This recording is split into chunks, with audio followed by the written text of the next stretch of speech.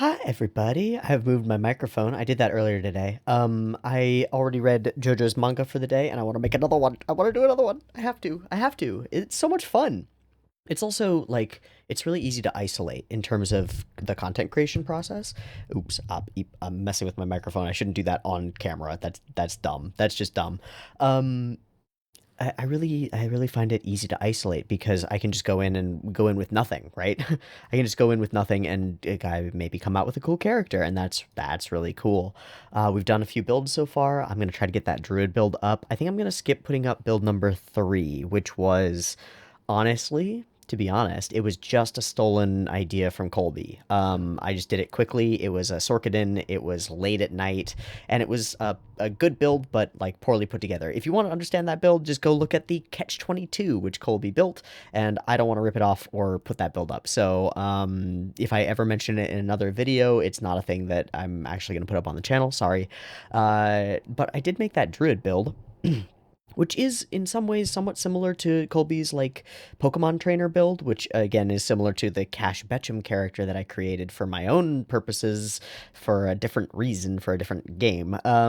But I think it was very unique in the way that we built it to be a melee focused teleporting super druid with like relying on basically one attack per round and not going beyond that, but getting all these other benefits from our beast companions. And instead of being like a Pokemon trainer that throws out beasts and lets them fight for us, we were somebody who built a summoned squad around ourselves and ran into combat with our allies, and potentially brought a lot of utility to our actual player character allies as well. I'm still experimenting with the mic. Hold on.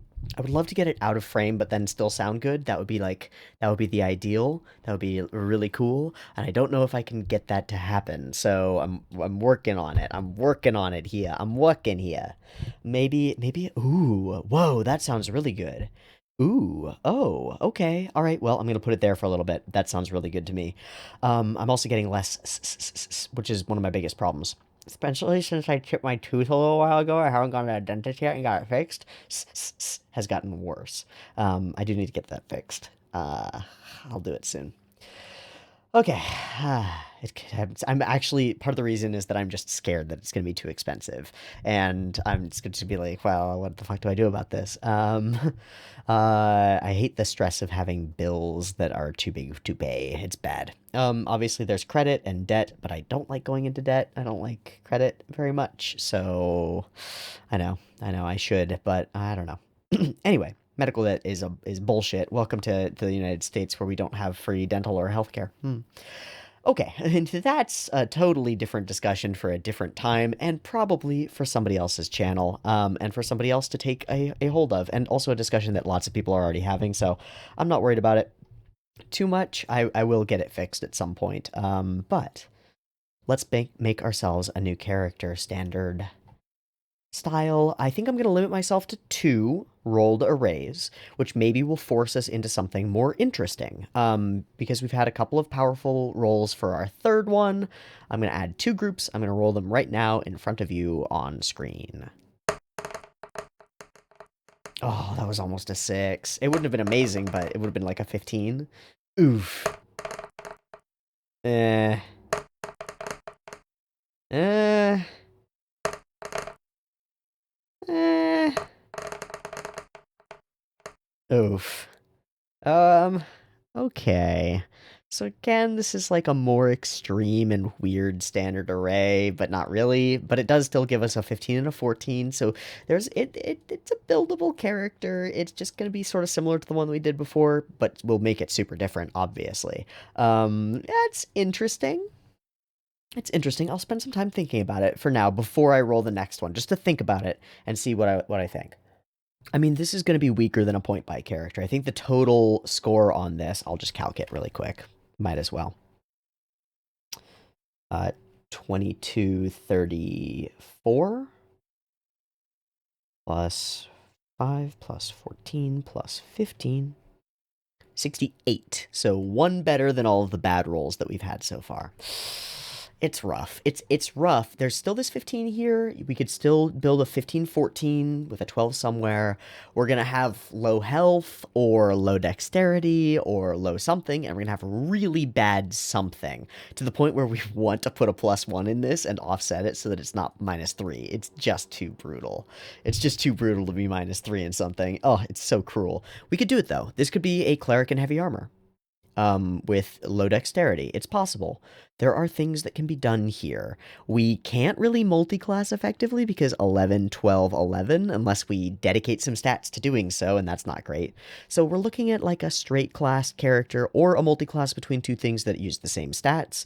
We can't really effectively be a monk. We can't really effectively be a paladin. We can't really effectively be most kinds of casters unless we can be single attribute dependent, ignore our dex somehow, and have 14 in our constitution, and that's pretty okay. I mean, we could be a turtle, which would be cool. We could be a loxodon and get our armor class out of our constitution modifier, which could be good, but we'll still have a not amazing con modifier, so it won't be great. It'll be good, but it won't be great. Turtle or heavy armor is sort of the move, and that's kind of rough. Let's roll our second set of stats and see if we get something different. Okay. Okay. Mm-hmm. Okay.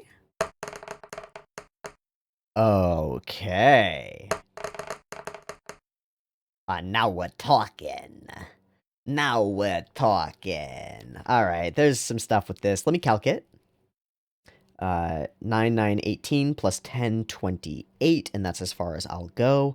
And then I will just add with the tool proficiency of calculator, 16 plus 13 plus 17 is 74. Okay, this is actually precisely average. In my previous thing, I wrote that the average was 78, I think. That's if you take the mode of each 46 drop 1. If you take the mode of that distribution, then it's that, but the median is like 12.2, so we should calculate it as a few less. So 1 less per die roll group, so 6 less. So it would be 72, I think, is the average.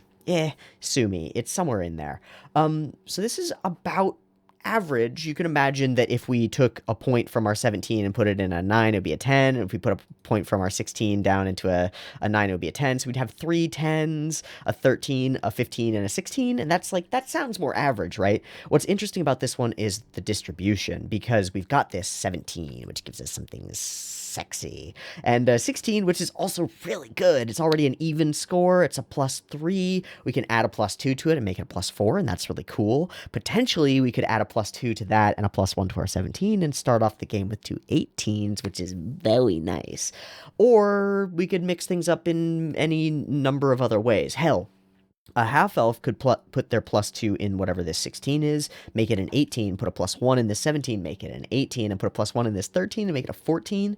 They're already +2, +3, +4, +4 on 3 different stats, and that's great. They're going to be -1 to 2 things, and that's kind of rough, but it's survivable. We can live with that. That's fine. It's no worries. So there's a lot of versatility with the way these stats are distributed, and the negatives aren't that negative. They suck, but they're not that bad. Compared to the 5, oof. Also, this is less interesting. Delito, confirmo. Bink, bonk, bang. There's our character. Okay, cool. Now we've got a character, and there's a lot of stuff we can do with these stats. Oh boy, there are just infinite things we can do with these stats. I don't know what we want to do.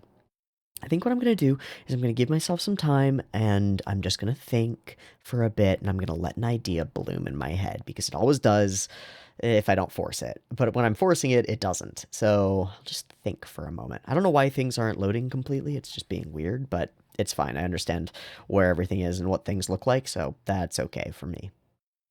Let's think. A bard could be cool. We could build a bard a bunch of ways. That could be really cool. So that's the first thing that comes into my mind is play a bard.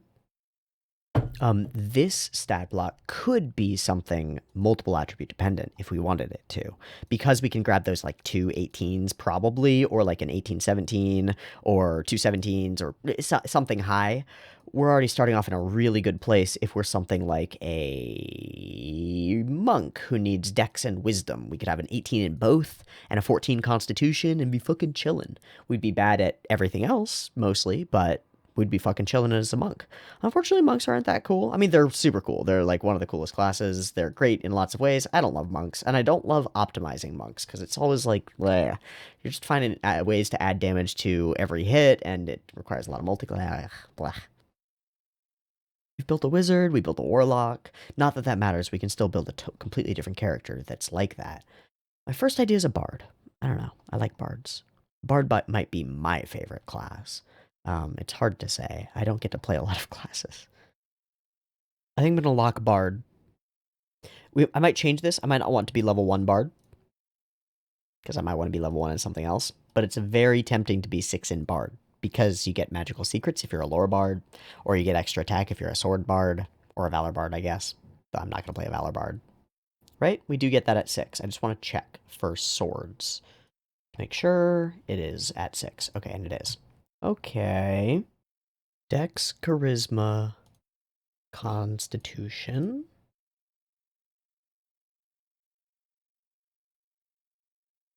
I don't think rules is written we can multi-class into paladin without a 13 strength.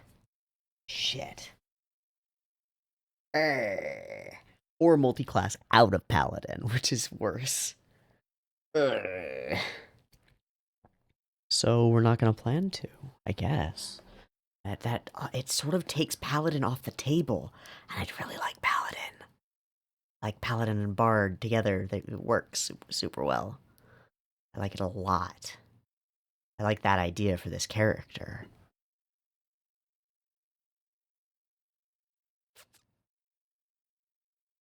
Let me... but I think we would only end up being 2 paladin. I don't think we'd take an oath.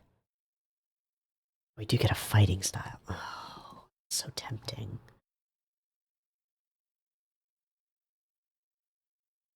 I want to build an effective dual wielder. It's such a stupid idea, isn't it? It's so stupid. The fighting style doesn't matter. The smites don't matter. We could just build it as a bard up until a point. Go swords. That would be really cool. Or we go whispers. Oh no, they don't get an extra attack. Swords. And then it's tempting to be lore instead because of reasons. But no, swords is the move. Ooh. I keep building melee characters though. Maybe I should just build a full caster? Like a lore bard full caster?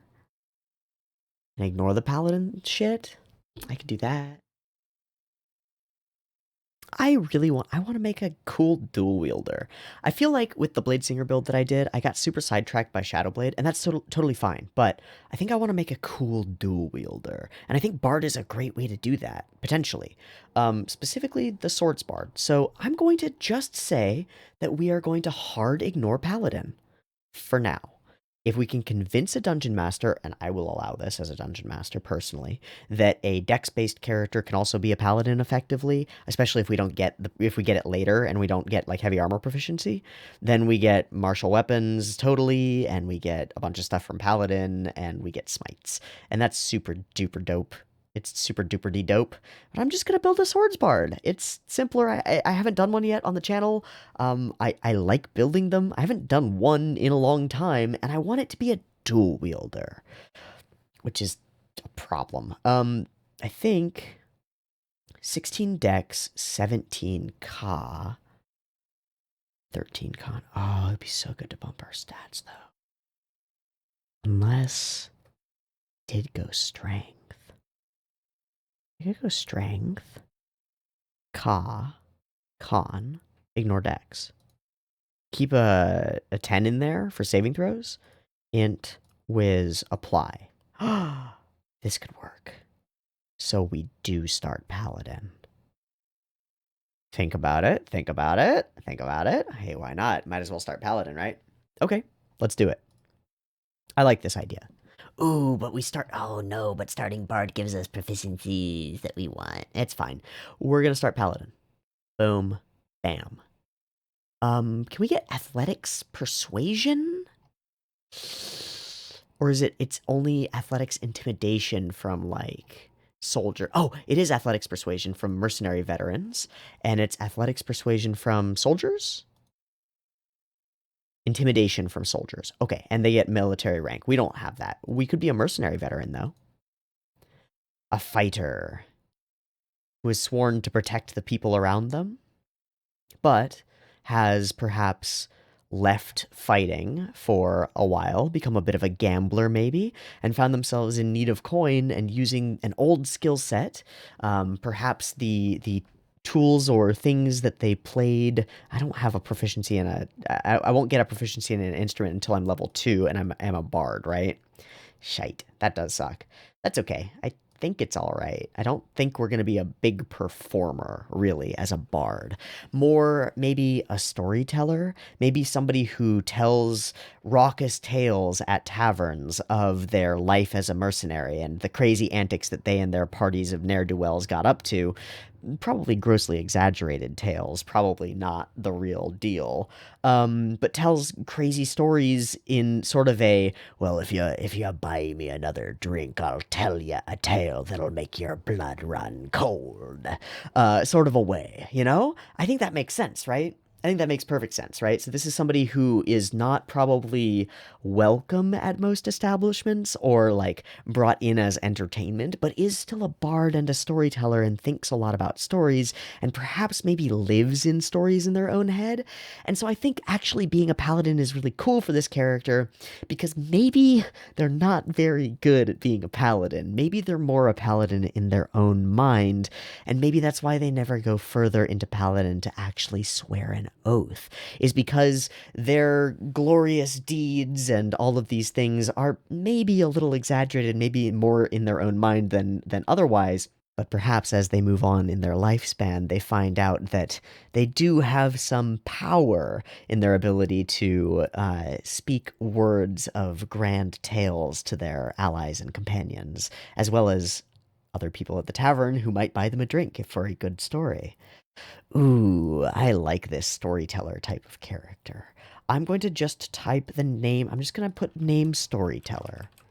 That's not going to be the name of the character, but I'm going to place it there because I think I want to be able to look at that and remember that that is the core of what we want from this character. And I think everything else that we do with them is going to build around this idea of somebody who is a soldier and has these proficiencies in martial weapons and with armor, has been in the soldiering life before, has a background as a mercenary veteran, who has risked life and limb, but you likely have harrowing stories of events on the battlefield is perfect, especially if we find ourselves in a setting that becomes war-torn or otherwise embroiled in conflict. Telling stories of heroism and battlefield glory are things that soldiers in taverns need and want to hear. This is really cool. I like this a lot. We're not going to choose a mercenary group because honestly, you're going to choose your own based on how you play this character. And I'll mention again, I am the forever DM. I never get to play these characters, and that's fine. We have proficiency in land vehicles, which I guess means we can add our proficiency bonus to driving carts and stuff, which is cool. Athletics and persuasion are great for us. They're both on our skill list. It might be cool for us to get athletics deception because we can grab persuasion from elsewhere, but athletics persuasion is fine. And we will actually tell people stories. We are just going to lie to them. And we still have good charisma, so I think we'll be doing just fine there. And we can grab ourselves a playing card set just because we probably play cards at the tavern.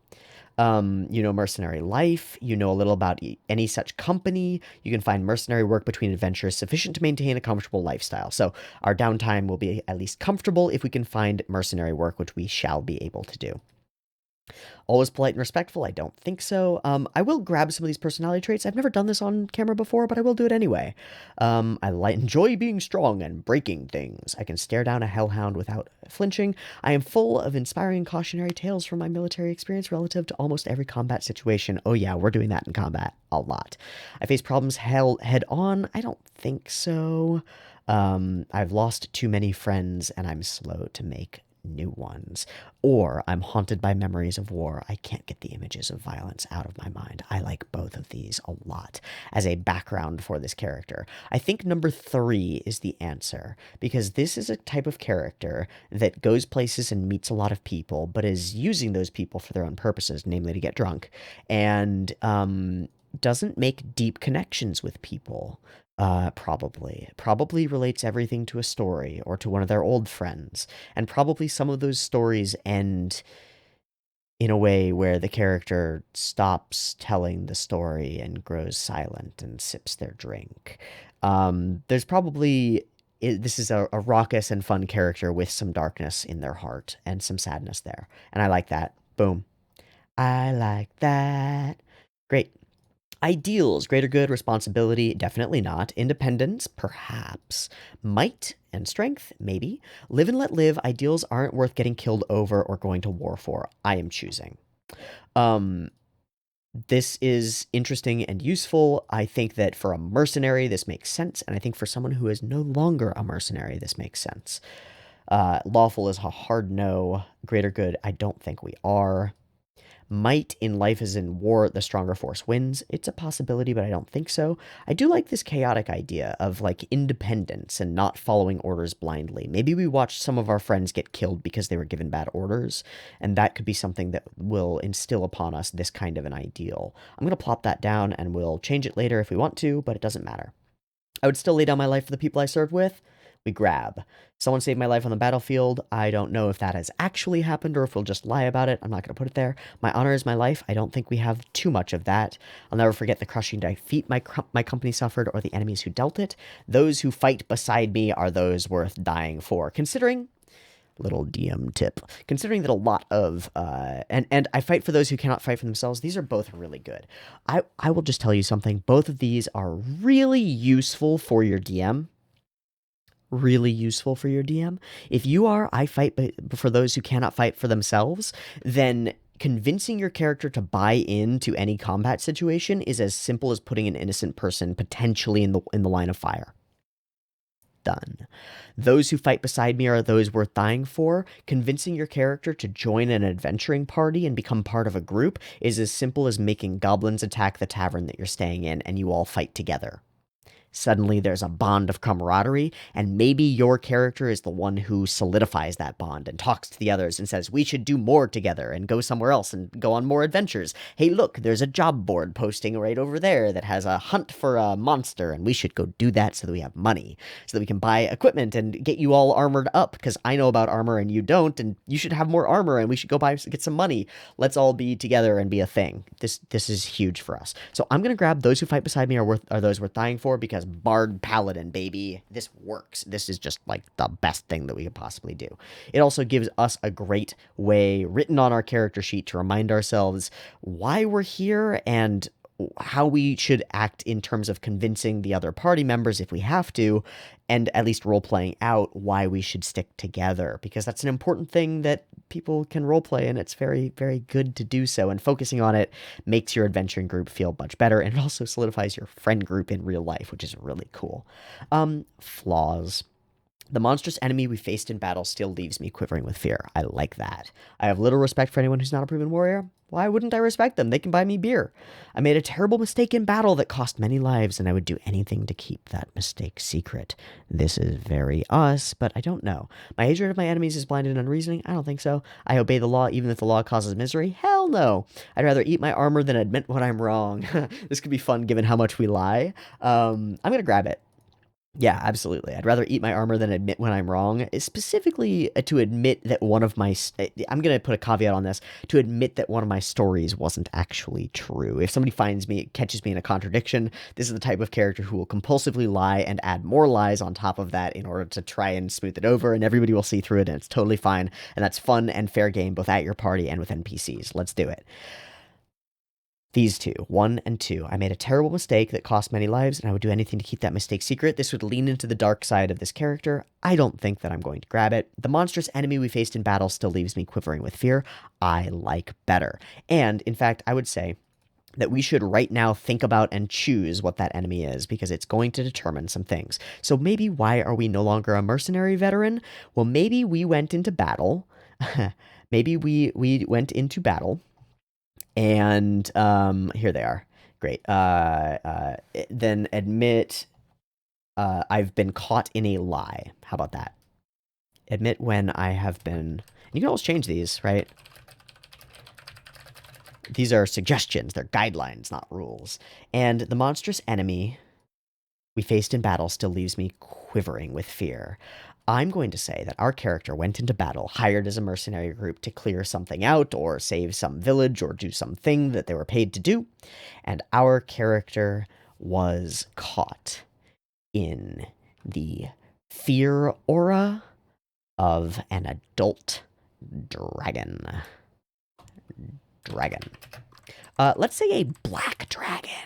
Because we had that thing about tyranny before, right? And black dragons are pure tyrants, right? So let's say the monstrous adult black dragon we faced in battle still leaves me quivering with fear. And it is probably, in this character's story, it is probably because of our fear that we survived. And that gives us guilt and shame, okay? But we probably had to run away because of dragon fear, and then we survived because of dragon fear. Our whole adventuring company melted into skeletons and beyond by black dragon acidic breath. Ooh, lovely. There was nothing to pick through, nothing to take back, nothing to bring back to any of their families. Nothing at all except the stories of their lives and our lives together and what we had done and our great successes and our time, years spent as part of a mercenary company. But the one story that we don't ever tell. Until at some point in our campaign, we probably have to face a dragon. We'll probably tell the story then to explain to all our friends why our character is fucking scared of that fucking dragon and doesn't want to go fight it. At all. And none of you should go fight it either, because you're all gonna die. I've seen it happen. Trust me. I view this character as early mid 40s, like an older man who's seen a lot and has a lot of experience with a lot of things. Maybe isn't the best person, maybe isn't the best, most intelligent, maybe isn't the wisest. You could change your stats around or have different roles to make those things different, but has still seen a lot, and so sometimes those stories aren't just crying wolf, and this is one of those times. I think that's super cool. I think this tells me exactly who this character is.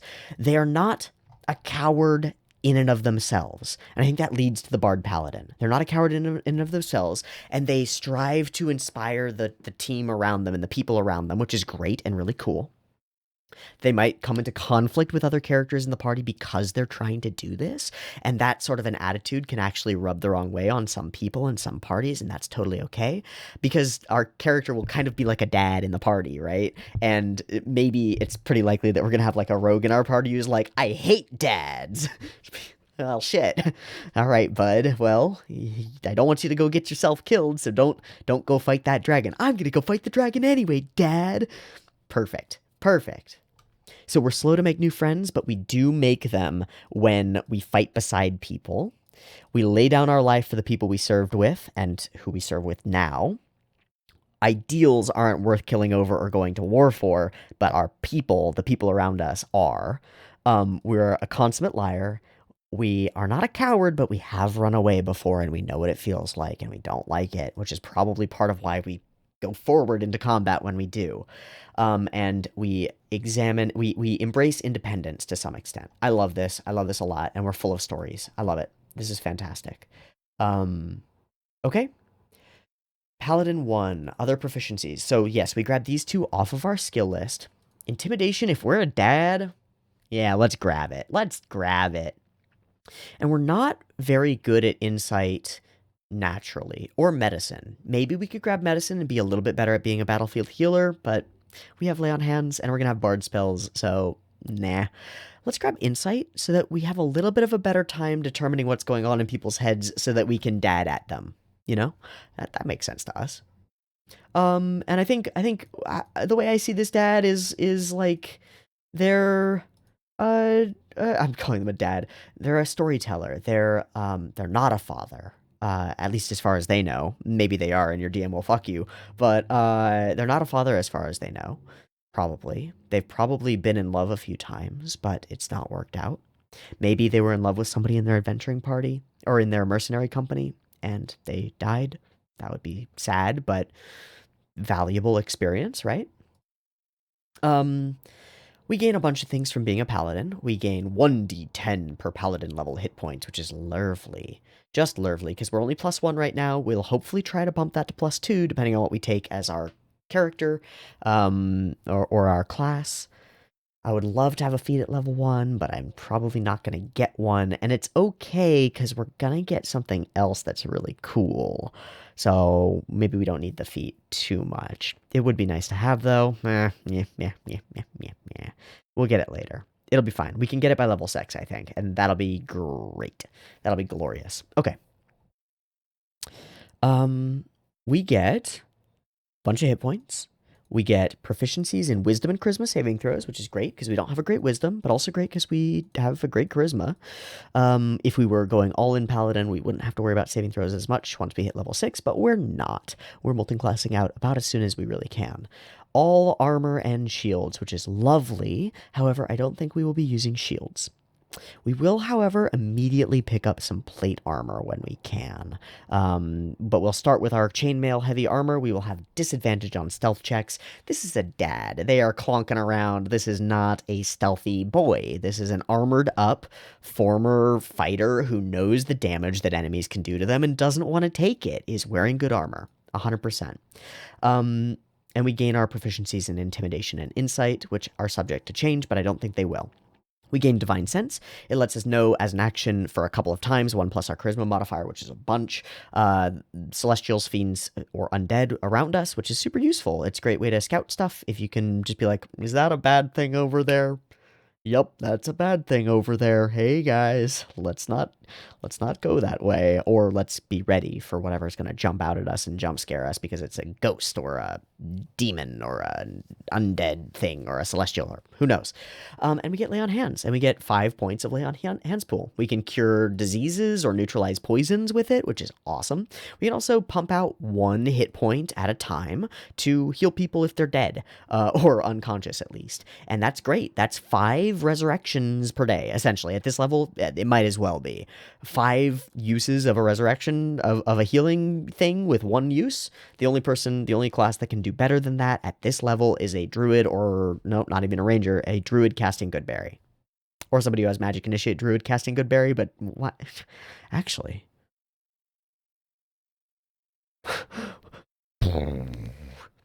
What if you were a wizard with magic initiate druid and you just use like mage hand, tiny servant, maybe you dip into artificer and have a homunculus servant, and like a familiar all and an unseen servant, all to just deliver good berries to downed allies with like commands to hold their action in each turn until an ally goes down, and then just run over to the ally with all of their movement and attempt to shove a good berry into their mouth.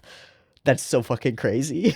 You could be the best combat medic because you have so many like held action in between turn heals.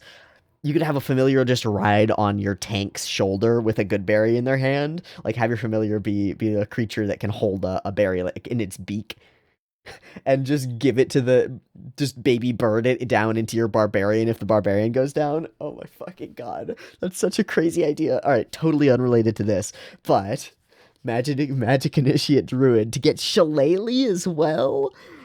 And once per day good berry is all you really need, and you can stock up on healing potions, get an herbalism kit if you can get it as well, and just make potions and do the same thing later with potions because it's better.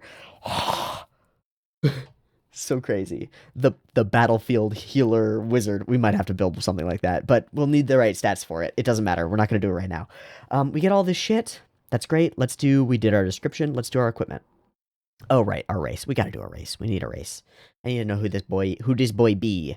He's a dad. I think human makes sense to me. I think half elf makes sense to me. Long lived, but I feel like I don't want it to be a half elf. I do want it to be a half elf for the stats, but I don't want it to be a half elf because it's like, I don't feel like it fits with the dad bro thing, which really makes me lean toward being human, variant human, and just getting a +1 in strength. Take that to an 18. Excellent. A +1 in con. Be a little sturdy halfling or a sturdy human boy.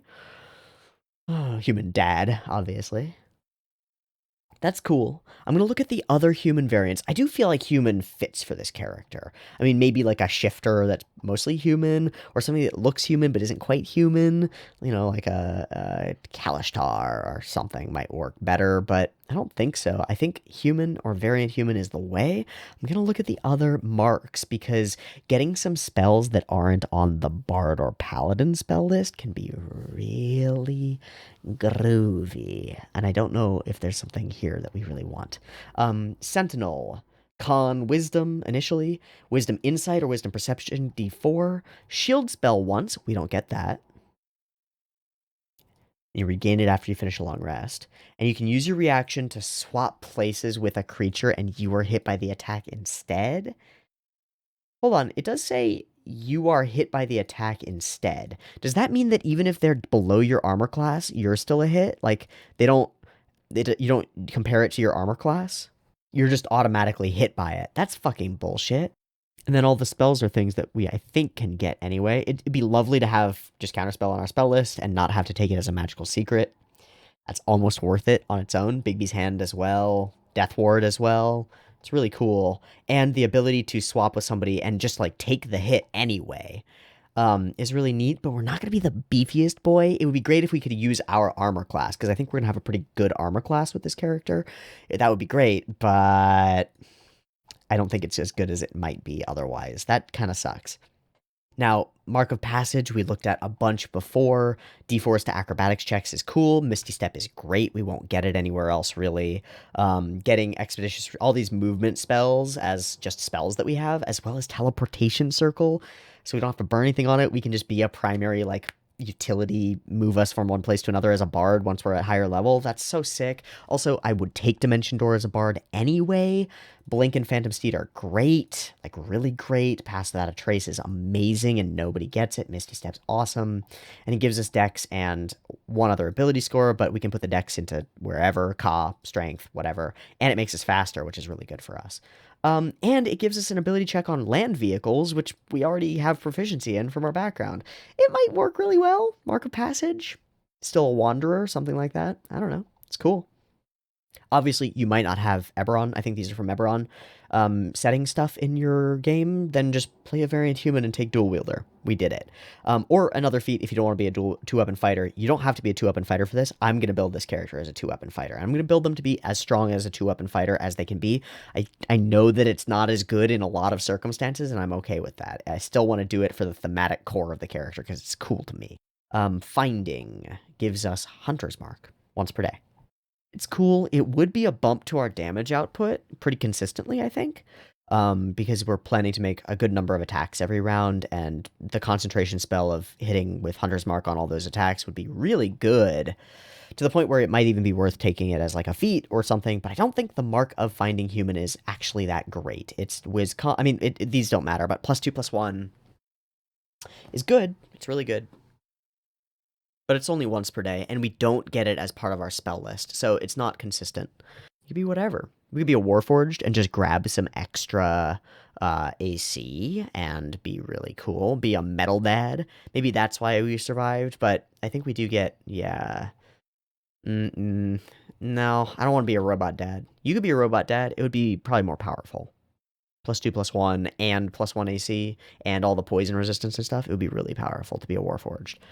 I don't think I want to. Okay. So we could still get the feat that I want at level 4 and it would still be good, and it's not a big deal as a feat. It's not that big a deal. It ups our damage by a little bit and ups our AC by a little bit, but it's dual wielder, and I do want it. I do really want it, which would mean variant human. 18, and then our con to 14, and leave our charisma where it is, which is fine because we're paladin. We're gonna be using a lot of spells on smites anyway, so that's cool. I don't think finding is worth it. Maybe passage. The 35 move speed is really cool. All of these spells are really cool. Being able to move around is really neat. Expeditious retreat could be good for us. Jump could be good. We get that Misty Step for freezies. We get Pass Without a Trace, which is so versatile and useful. I think this is worth... Essentially, here's what we're trading. We're getting 1 additional ability score increase, which is very good. It bumps us. We can bump our strength to 19 instead of 18, which is very cool. We still get our con to round it out, which is great. We get 5 feet of movement speed, which is awesome. We get this thing, which is cool, but not that great. We get Misty Step once per day for free from level 1. Unquantifiably good. Expeditious Retreat jump, Misty Step Pass Without a Trace, which we'll get a little bit later. We'll get these, I think, at level 4 total, because of multiclassing with Paladin and Bard.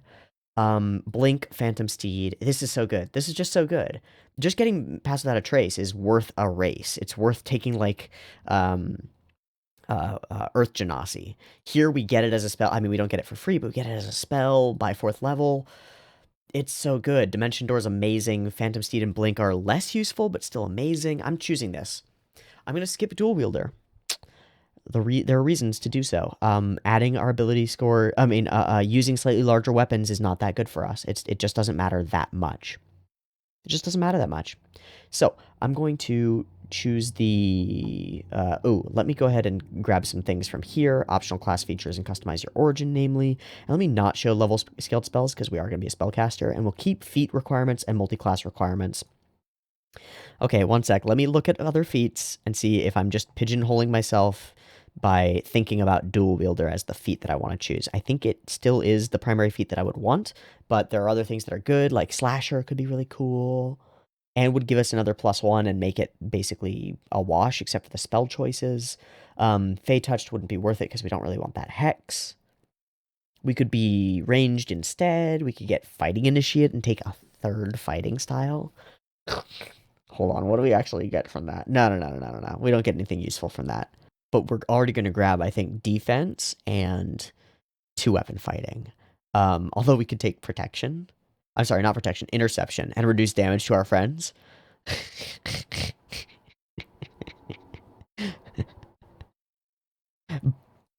It is a reaction. We don't have a use for our reaction except for opportunity attack. Except for when we use a mobile flourish, but we won't be doing that often. I'm tempted by this. I'm actually tempted to just take this instead of 2-weapon fighting. Because 2-weapon fighting is just the ability modifier to the damage of the second attack. The average damage is so low. It's so low. It just doesn't. It's just so low. Oh, but I can't take it instead of 2-weapon fighting. I would have to take it instead of defense because it's on the fighter list. I'm not going to take it. I'm going to take the thing that I said before, and I'm going to stay away from feat subclasses or feat subraces instead, and we're just going to do the Mark of Passage. And I don't think it's that much less powerful. We do drop 1 AC from Dual Wielder. We do drop some other stuff, but we get other things, like we're faster, which is useful, and we get this free once per day Misty Step, which is very useful to get out of dodge if we're getting hit. I think it's just great. I'm going to do the select your origin ability score increases choice, and I'm going to put my 2 into strength. Now, obviously, you could put this into Ka and then be a Palabard Blade, a Hexabardin. I don't want to do that. It would be a Warlockabardidin. I don't know. I don't want to do that, so I'm going to put that into there. I'm going to put the 1 in con so that we can live a little bit longer. Good. And our language, not Elvish this time. It's not Elvish. Maybe Undercommon could work. Maybe Dwarvish. We might have known dwarves. Could work. Draconic Draconic we might have studied just to know more about dragons. Because we hate dragons, but I don't think we would. It's not the way this character would work. I'm going to grab Undercommon because it makes sense to my mind, I think. And then we can grab equipment. Let's look at our starting equipment because I think it's a situation where we might want that. Okay, and our gold buy is 5d4. Do I get to randomize it before I choose? No, I don't.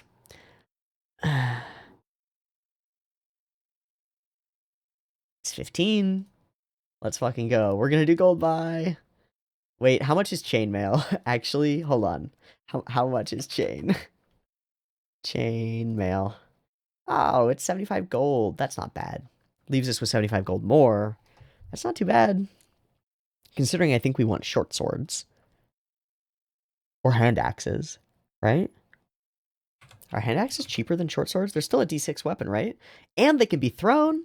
And they use, but they're strength only. They're not finesse. That's why nobody uses them. We can use them. They're 2 gold, or they're 5 gold. Okay, we're gonna grab 2 hand axes for 10 gold. We're going to grab, actually, armor, proficient, common. Chainmail is heavy armor, is 75 gold pieces. Plate is obviously 1500, which is bad. Ringmail actually sucks, but it's cheap. Splint is 200, so we can't afford that, unfortunately. Great, so we will spend our 75 gold pieces on chainmail. Great, so we've spent 85 total. Great. 150 down by 50, down by 35 is 70, 65. Oof. We spent a lot of money on some stuff that we would get for free from our starting items, right? Might be worth the starting items, but we don't get to choose now that I've done the reroll. I'm not going to let myself choose. We've got these 2 hand axes. We're not going to take the javelins that we would get otherwise. I'm not going to worry about it. I mean, we might buy another hand axe because we might buy one so that we can throw stuff. And then still have 2. Could be worthwhile. I'm going to buy one more. 60. Oops, 69. Nice. 60. Right? They are 5 gold. Yeah, okay. We're going to buy those hand axes. That's great. We have a third one just for fun. We can dual wield these from level 1. We can wear this from level 1. Oh, we need a shield. Oh, we don't need a shield. We're not going to use a shield. We're going to wield 2 weapons. If you want to build this character sword and board, shield and sword, you can totally do so. I'm not going to. I'm going to build them dual wielder, which is a solidly worse than wielding a 2-handed weapon. I'm aware of this, and that's okay with me. It's just okay with me. Neat. It is also different on paladins because you can smite on both, right? That's nice. It is very nice. And you get more chances to hit and deliver those smites, and you have more crit chance, which is great. Of course, we don't get to smite right now, so I think this is all we start with. I'm going to say that we're already going to start with one type of instrument. We're not going to be super good with it, but we're going to have had it for a while. Can I just do instrument? No. Ooh. Instrument of illusions. That's cool. I'm going to let us have that. Okay, your DM might not let you do this. It's not actually really useful. This isn't like anything. It requires attunement, and it does nothing. You can create harmless sensory visual effects within a 5-foot radius centered on the instrument. If you are bard, the radius increases to 15 feet. Luminous musical notes, spectral dancer, butterflies, and gently falling snow. Or in our case, maybe wars and battle and things like that. This is just for RP and for our storytelling. But it is an instrument, and we're going to say that it's not a lute probably, but we'll choose a proficiency in an instrument when we turn into a bard at level 3, and we will be using this instrument. Whatever we choose as proficiency will be that thing. I'm almost tempted to be like a drum or bagpipes or something like that. Drum would be particularly cool because there is a bard item called the Rhythm Maker's Drum that's really, really good. So we might want to be a drum proficiency, and it makes sense to be a war guy and to do bum ba-da-dum bum bum as we like tell our stories of battle and like little spectral figures clash and horses like rampage into each other in front of us as illusions. That's super cool, right? That's so sick. And it helps us lie about stuff, which is great. Okay, yeah, we're using that. we're definitely using that, and we're gonna attune to it, and eventually we won't attune to it, but for now we will be attuned to it. Lovely. Do we have any other? Well, we have land vehicles proficiency. Can I buy a wagon? Wagon. 35 gold? I could buy a wagon. Holy shit. I could buy a cart for 15? What about a horse? A draft horse is 50. A riding horse is 75. What about a mule? 8 gold? Okay. 8 gold takes us to 52. We're doing this. We're doing this right now. We are starting game with a cart and a donkey. Fuck me. Cart. And we live in it. 15 gold. Boom. Add. Oh my god, that's so sick. It's so cheap. Wait, I did just get a cart, right? Oh no, that was cartographer's tools. That's why. I'm sorry. Oops. I noticed it. Thank God. Cart. Yep. Add item. 15 gold. So we're down to 32? No, 37. 47, 30. 47. Wait. Yeah. 42, 37. Yes. 37. Amazing. Amazing. Can we get how much are blankets? Just straight blankets. 0.5 gold pieces? 1, 2 is 1 gold. 3, 4 is 2 gold. We have 4 blankets. So when we meet our adventuring party, we can invite them to just stay with us and we'll give them blankets. They probably already have them, but still. We have a cart full of blankets because we live in there. Fuck yes. Oh my god, yes. Beer? Can I just buy ale? Cask. Nope, I cannot. So that actually makes sense. I mean, there are the packs, right? Burglars is not us. Diplomats is not us. Dungeoneers could be useful. Entertainer, costumes, candles, rations, water skin, disguise kit. Ooh. Explorer, rations, bedroll, backpack, rope. Cool. Monster hunter, a chest, crowbar, wooden stakes, a holy symbol, a flask of holy water. All right, nah, I don't think so. The saddle packs. Ooh, we could have saddle packs on our mount. I'm not going to. It doesn't. He pulls the cart. He does enough work for us. Let's make sure we grab this for some torches and pitons, and water skins and stuff. We don't need all the stuff from in here, even though the string and the ball bearings and the lantern. Ooh, the burglar's pack is really nice. Yeah, we're just gonna have this. I'm not gonna explain it, but we have a cart to put it in, so we're gonna take 16 more gold pieces off. Takes us to 2019. Not 189, 19. Lovely. Lovely, lovely, lovely. Oh, bit and bridle, 2 gold. And we can be mounted if we want. That's true. That's true. So 17, we have a bit and bridle for our donkey. Can we buy feed? Oop, feed per day. 0.05. So if I buy 1 gold piece worth of feed, that's 20 of these. Oh, add 10. I'm just going to say we have 20, but it's 1 gold piece, 16. Great. So we're set. We've got 10 days of food for ourselves and our donkey. We've got a cart. We live on the road. We're a fucking hobo, basically, but we live well, and we like living that well. We can always find work and mercenary work if we want to, and it lets us live at a comfortable standard. But I think the reason we do this is because we're a mark of passage human. We like moving around. We like being different places. And also, probably tavern owners get sick of our presence fairly quickly after we don't bring more business to them and maybe, like, annoy their patrons a little bit. And also, we don't stay in their taverns. Like, we don't sleep there or buy a bed or buy a room because we live in our cart, and so we keep moving on. It it writes itself. It perpetuates itself. That's fantastic. Wonderful. I'm so happy with this. I also love the sort of old guy knight with a donkey, sort of Inigo Montoya. Wait, no, it's not Inigo Montoya. What's the... I am my Don Quixote, the man of La Mancha. Yeah, okay. Don Quixote style, which is perfect. It perfect. You've got this liar paladin who wants to be better than they are and tells raucous, bawdy stories, but is also a fool, and it's known that they're a fool because they're in this cart with this donkey. Our total inventory weighs 175 pounds, but most of it is going to stay in our cart at all times. And we can happily drop our friends in the cart. We can all probably jump in the cart together and ride places if your DM is willing. If not, we might have to upgrade to a wagon for a little bit more money, and that's totally fine. But we'll have like a squad car from level 1, baby. We will be the provider of that. When we find that thing that's like, oh, there's something to go fight over there, we can be like, well, everybody, come hop in my cart and we don't have to walk there. Let's go.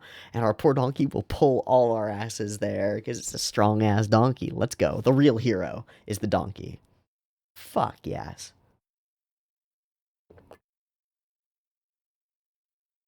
Eventually, far and in the distant future, assuming our very cheap donkey survives and we don't just leave it behind or kill it somewhere, which is quite likely.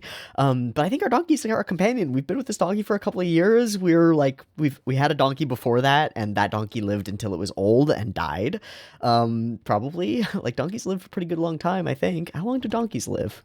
27 to 40 years. Nah, we've had this donkey for 10 years. We're going to keep this donkey alive. This donkey is named. I don't know what it's named. I still haven't named my character yet, but this donkey is named. Maybe it has a silly name, like the kind of name that you would give to a great and powerful war horse, like Windrunner or something my Sanderson is slipping in. I don't fucking know, but we love our donkey. We love that donkey so much. And now we get to use our proficiency in land vehicles whenever we're driving our cart. The character writes itself. It's beautiful. Oh, everybody, I'm so excited. I'm so happy with this character so far. I might build this one out past 6. I just might. Okay, let's go ahead and do I think we've got all our items that we need and more that we don't. Let's go and do a little report. So we're chilling at a 16 armor class. It's not amazing. Of course, again, we could be wielding a longsword in one hand and a shield and have an 18 armor class and be dealing more damage on our initial hit, and that would be awesome. Or we could do what we're going to do, which is we use our 35 feet of movement speed to run up to an enemy. We make one hand axe attack with one hand, shing, or we can throw it 20 feet if we're not in range, and that's super doable for us. We can do that.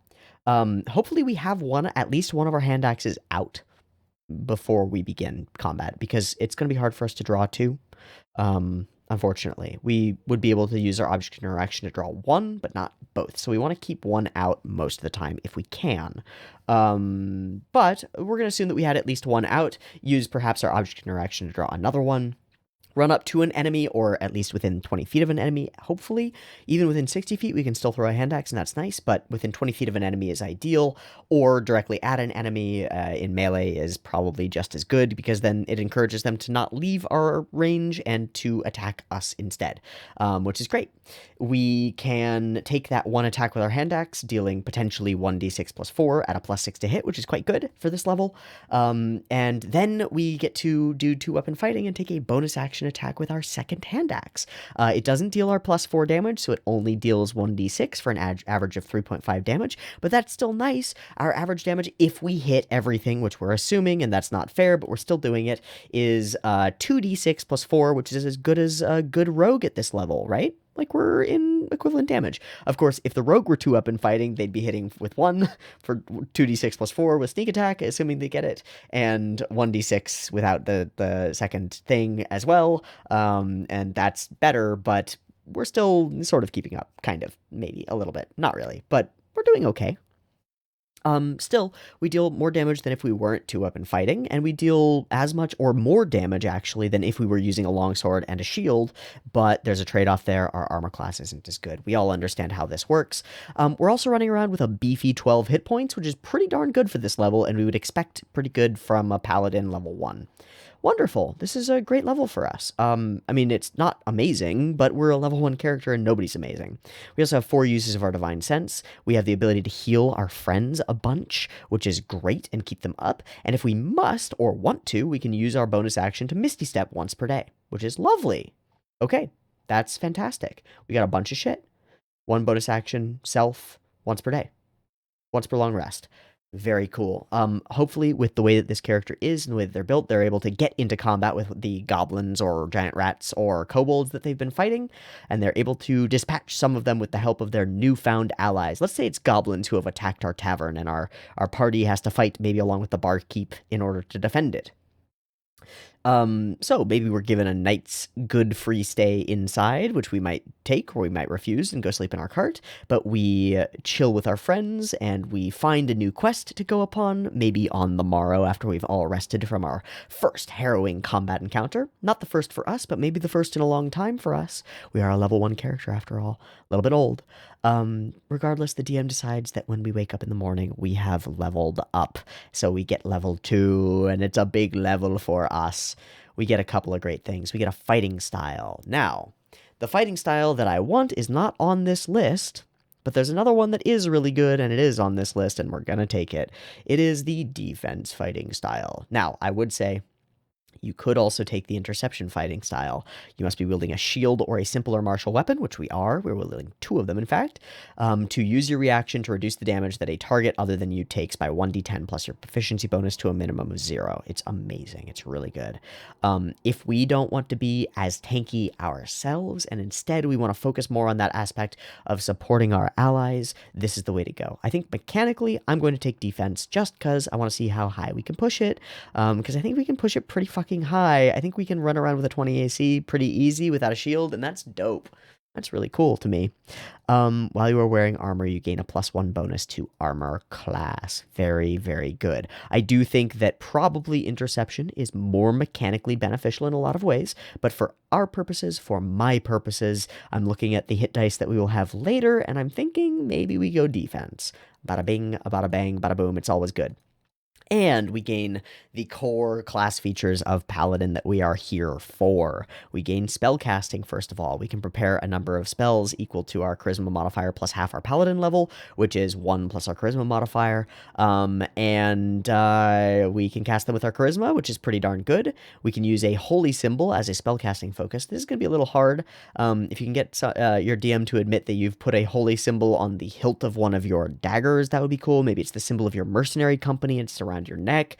Regardless, you're going to have to do some shenanigans where you have one hand axe drawn, you hold your holy symbol or brandish it or whatever, and then you draw another hand axe quickly with your object interaction. Hopefully your DM will let you do this. If they don't, Warcaster is a consideration. Something to think about, talk about it with your DM. I know that some DMs are crazy about it and some are more lenient. It really depends on how powerful your character ends up, to me usually, but your mileage may vary. We're going to be casting spells regardless. Okay. And we also get Divine Smite. Oh boy. Wow, this is why we're here.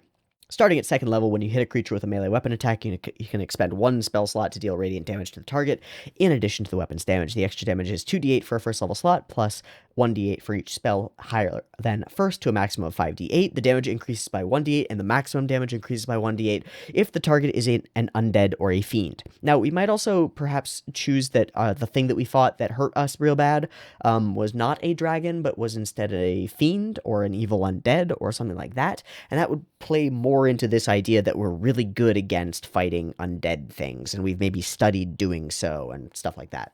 Up to you. It's up to you. I'm going to keep it the way that it is. It's totally fine. The smite works great the way that it is. Maybe if you could talk about it with your DM and be like, could I get better smites not on undeads and fiends, but instead on dragons? And they would let you do that. That would be cool. But you never know how many dragons you're going to fight. But you also never know how many undead or fiends you're going to fight. There are a lot. You're going to fight a lot of them. There are a lot of them. You're probably going to fight some. This is never a bad ability, and it often is better than it otherwise would be. Now, we could continue into Paladin and get some great other things, like oaths and stuff, but I think we're going to stop here. This is a huge change to our damage round. Let's talk about it. Oh, ugh. So, one of the sets of spells that paladins get are these smite spells. They're not smites, but they're smite spells. And they'll add a bunch of damage to one attack, but they cost our bonus action and our concentration to get them up. So I don't think we're going to take those. Let me check Divine Favor for something for a second.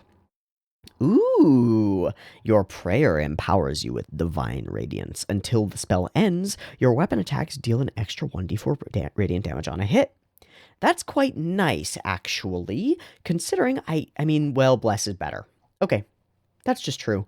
If we want to be selfish, you could take Divine Favor and use it on yourself. If you want to not be selfish, take Bless and use it. So we're going to take Bless and use it. We still get 4 prepared spells, which is very good for this level. And reminder, at this level, we get those spells. We get access to the full Paladin first level spell list. We're as good at being a first level Paladin as we're ever going to be, basically. And we get to change which spells we have prepared every time we take our long rest. That's amazing. It's amazing. It's so good to be multi-classed into a prepared caster for a couple of levels because you get so much versatility. We could take Cure Wounds to bolster our healing. I'm not going to. I don't want to. I'm also not going to take Detect Magic or Detect Evil and Good because we're not a ritual caster and they cost spell slots. I'm going to take Shield of Faith to boost our tankiness sometimes because it's really good. And I'm going to take Heroism, because I think it makes a lot of thematic sense for us. I'm going to take Bless, which will probably be our concentration most of the time, and I think I'm going to take Command.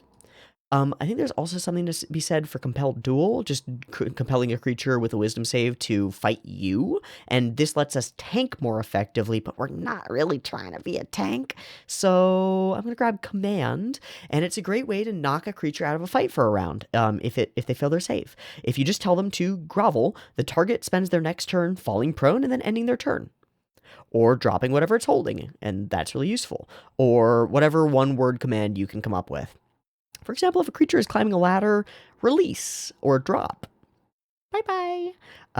If a creature is running at your friends and trying to hit them, grovel. They fall prone and your friends get advantage on attacks against them, and then they don't attack for that turn. It's a great spell. It's really useful. We're going to prepare it for our day 1s so that we can do it to a goblin maybe, and that'll maybe be more useful than attacking the goblin, because taking the goblin, maybe. It probably won't. We should probably be making attacks, but we're going to take it anyway because there are lots of uses for it, and it can be really valuable to us and to our party and to everything that we want to do. So we take Shield of Faith, Heroism, Command, and Bless. I think our best damage buffs are Bless and Divine Favor.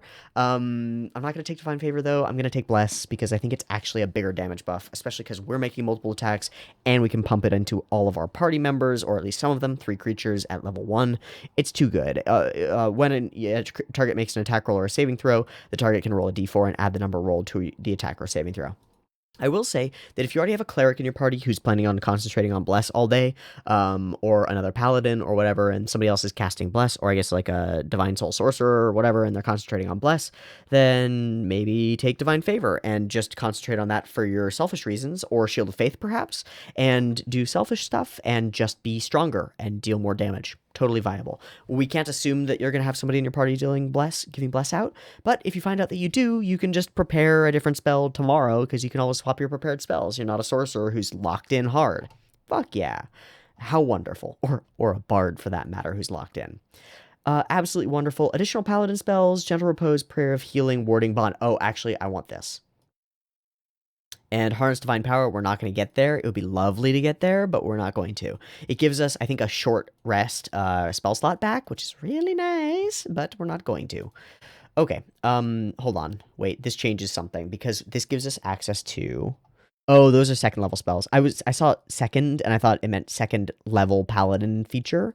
So, like, level second, I thought was second level, but these are all second level spells, and I don't have access to them. So it actually doesn't matter. I'll just uncheck it, but we're not going further in Paladin, so it doesn't matter to us. If we did, we still wouldn't get it at level 3, right? So not quite worth it. I think it's level 5 we get second level spells.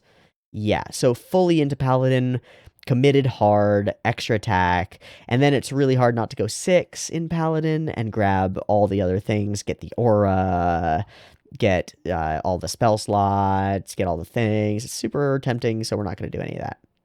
Instead, we're going to chill with our 20 average rolled hit points. Just going to stick with the averages for now instead of rolling them because it takes time. We have Divine Smite, we have all our spells chosen, and we're good to go. Let's do a little report on our damage. So, depending on what we're concentrating, we either have like a d4 to all of our attack rolls or something like +2 to our armor class. We get +1 to our armor class from our fighting style, which is lovely. We're running around with 17, which is very good. Very, very good. Maxed out Dex fighter with studded leather is looking at 17.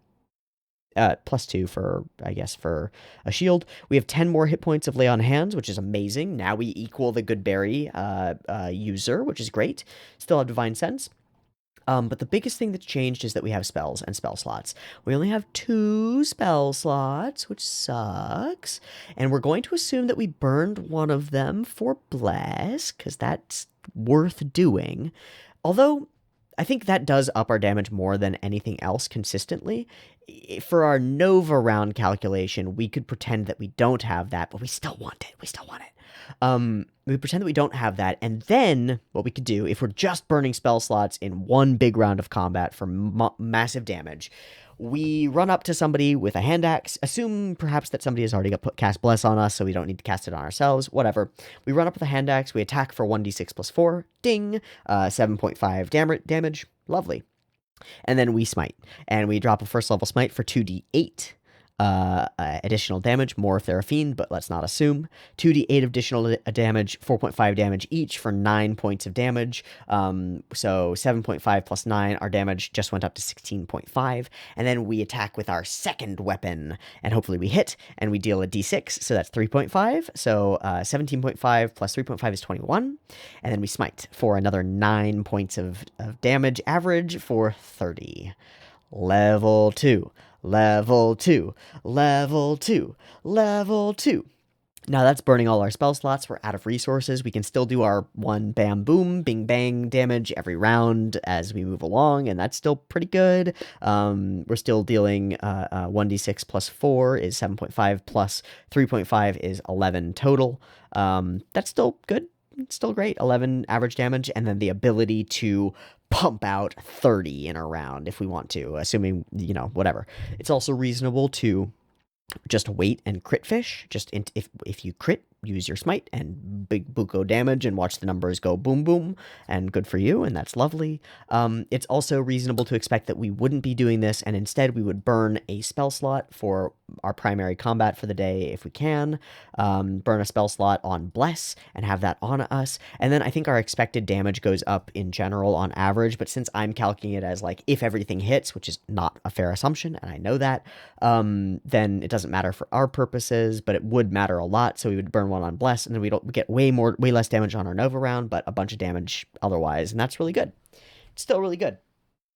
We could also be pumping heroism into ourselves or a friend, gaining temp HP every round, equal to our charisma modifier, which is 3, which is a lot if we're getting hit a lot, and we probably will be because we're in melee. Do whatever you want to do. There are some options that this character has, or they could burn that spell slot on like a really crucial command, and that might be more worth it. Decide in the moment and choose what you want to do. But at base, we are a 2 attack, 2 weapon fighting character dealing d6 damage. That's pretty nice. And we've got a 17 armor class, which is very nice. Obviously, we have disadvantage on stealth, but whatever. We're just shit at it, and we're a dad, and that's fine.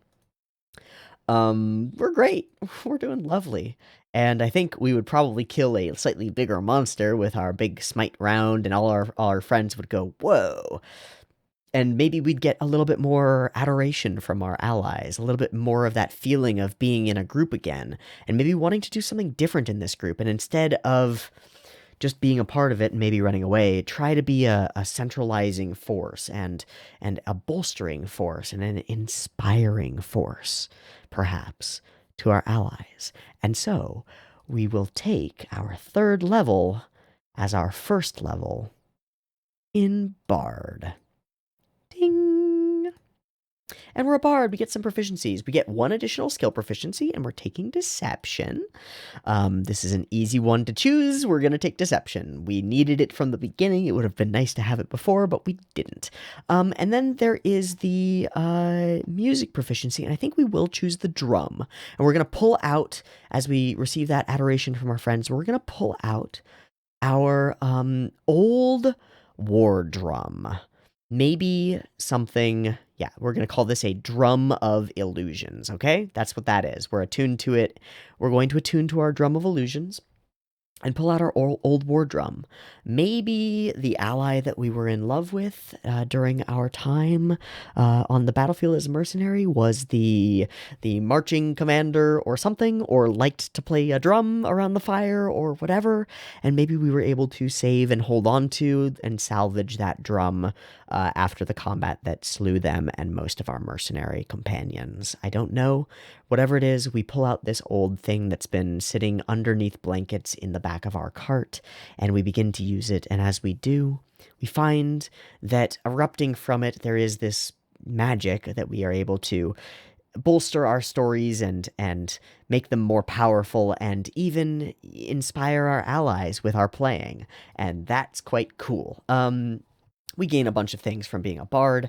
We get 2 proficiencies. One of them is in that drum, which we learn that we can play, and we are once again, we have the spark of creativity back in us, being around these allies and defeating enemies again. We're feeling young again, feeling like we're part of the mercenary lifestyle and the adventuring lifestyle. And we're also bolstered by the idea that there are these young pups that we can keep from getting into too much trouble. And hopefully we've found ourselves a group of adventurers who we would die for, who keep putting themselves into situations where we might have to die for them, and it sucks, but it's exactly what our character desperately wants in the world. And so, of course, we stay with them, and we are driven and invested in keeping that group dynamic together. I think that's beautiful. I think that's beautiful.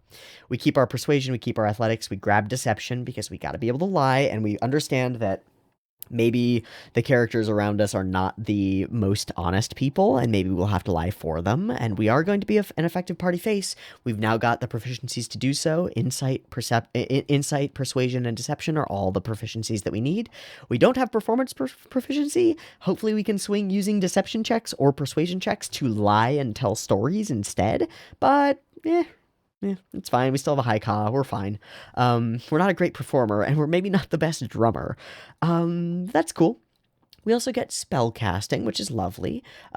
We get cantrips known. We know 2 of them, which is super good. We're going to have some at-will spells, which is great. And we will know a couple of bard spells. We learn them per level. And we use our charisma.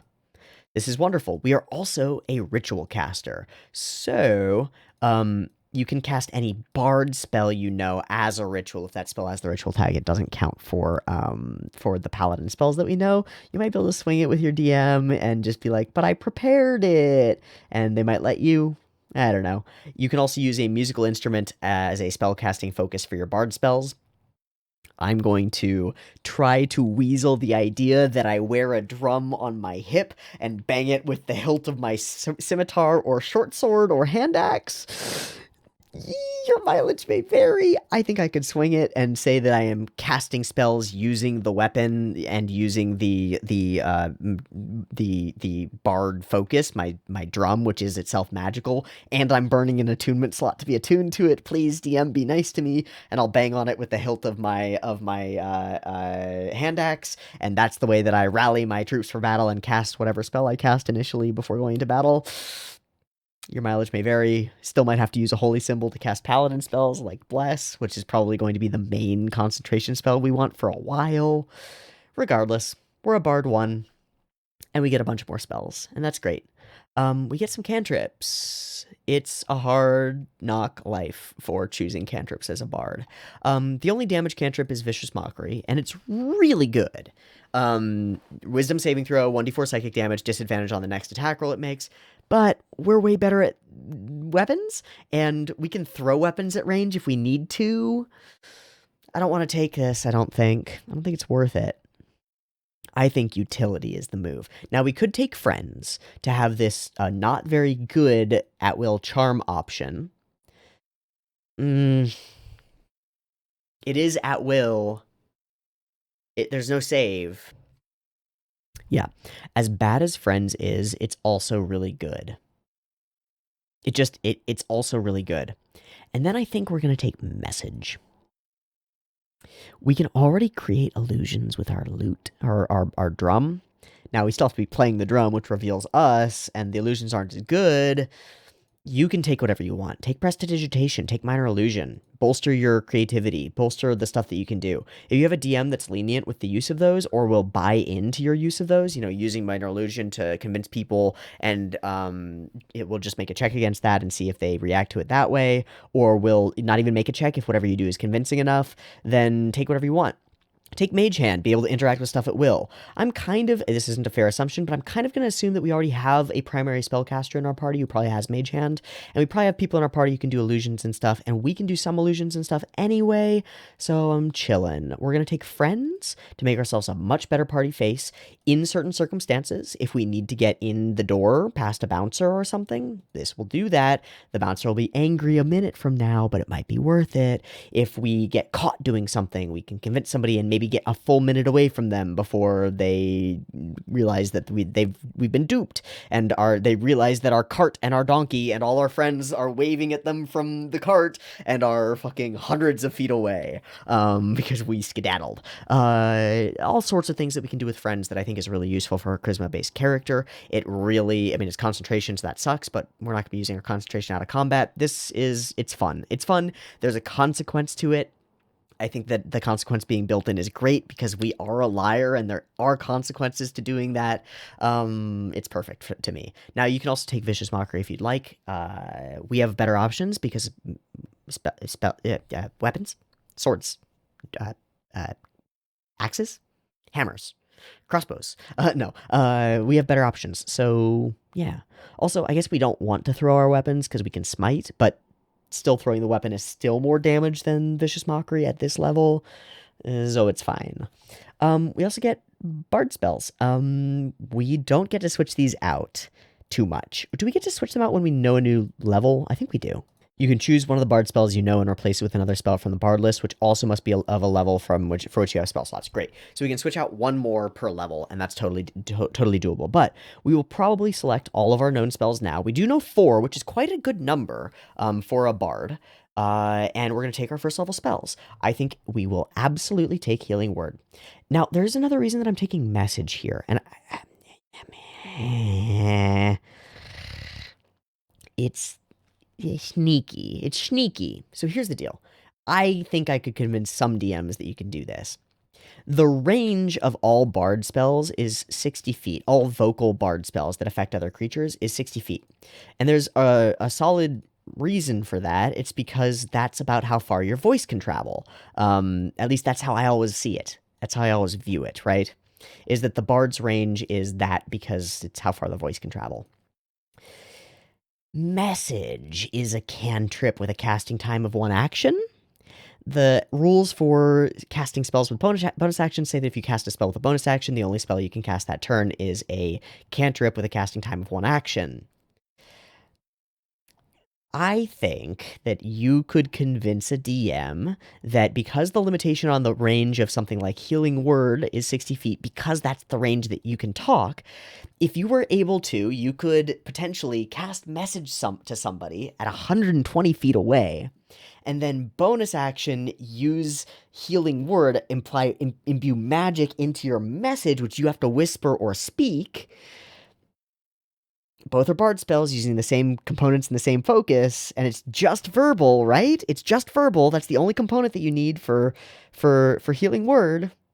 And then you can cast Healing Word from 120 feet away by all you have to do is burn your action to cast the message. Kind of cool, right? Now, will this work at every table? Absolutely not. Do I think it should work? Absolutely I do. Let me see if there's an errata for it already. I don't see anybody talking about it. Here's the thing. I don't see any reason why this wouldn't work. Literally all you have to do is deliver your Healing Word to the person, and you do it now through a conduit of magic across 120 feet. See, me as a DM, if my character did this, I would go, that's fucking sick. Yeah, do that. Cool. You're burning your action, which you could use to make attacks, in order to cast Healing Word? Yes. Yes, do it. Absolutely. Sure. Why not? Why the fuck not? Now, Cure Wounds is a little bit more difficult because it's touch, and it requires a somatic component. I don't think you could swing that. I just don't think you could. I think you need a familiar to do that, right? So it's like the weakest heal, but you can double the range of it if you burn your action at the same time using message. I think that's so sick. I think it's so fun. Now, I also think that maybe, you can inspire others through stirring words or music. To do so, you must use a bonus action on your turn to choose one creature other than yourself within 60 feet of you who can hear you. See, I always think that the who can hear you part is more important than the 60 feet part. If you can swing this, it's not that big of a leap to say, well, all I have to do is say some inspiring words, right? Well, I can fit inspiring words into 20 words. Bro, let me burn my fucking message and a bardic inspiration in order to inspire somebody from 120 feet away.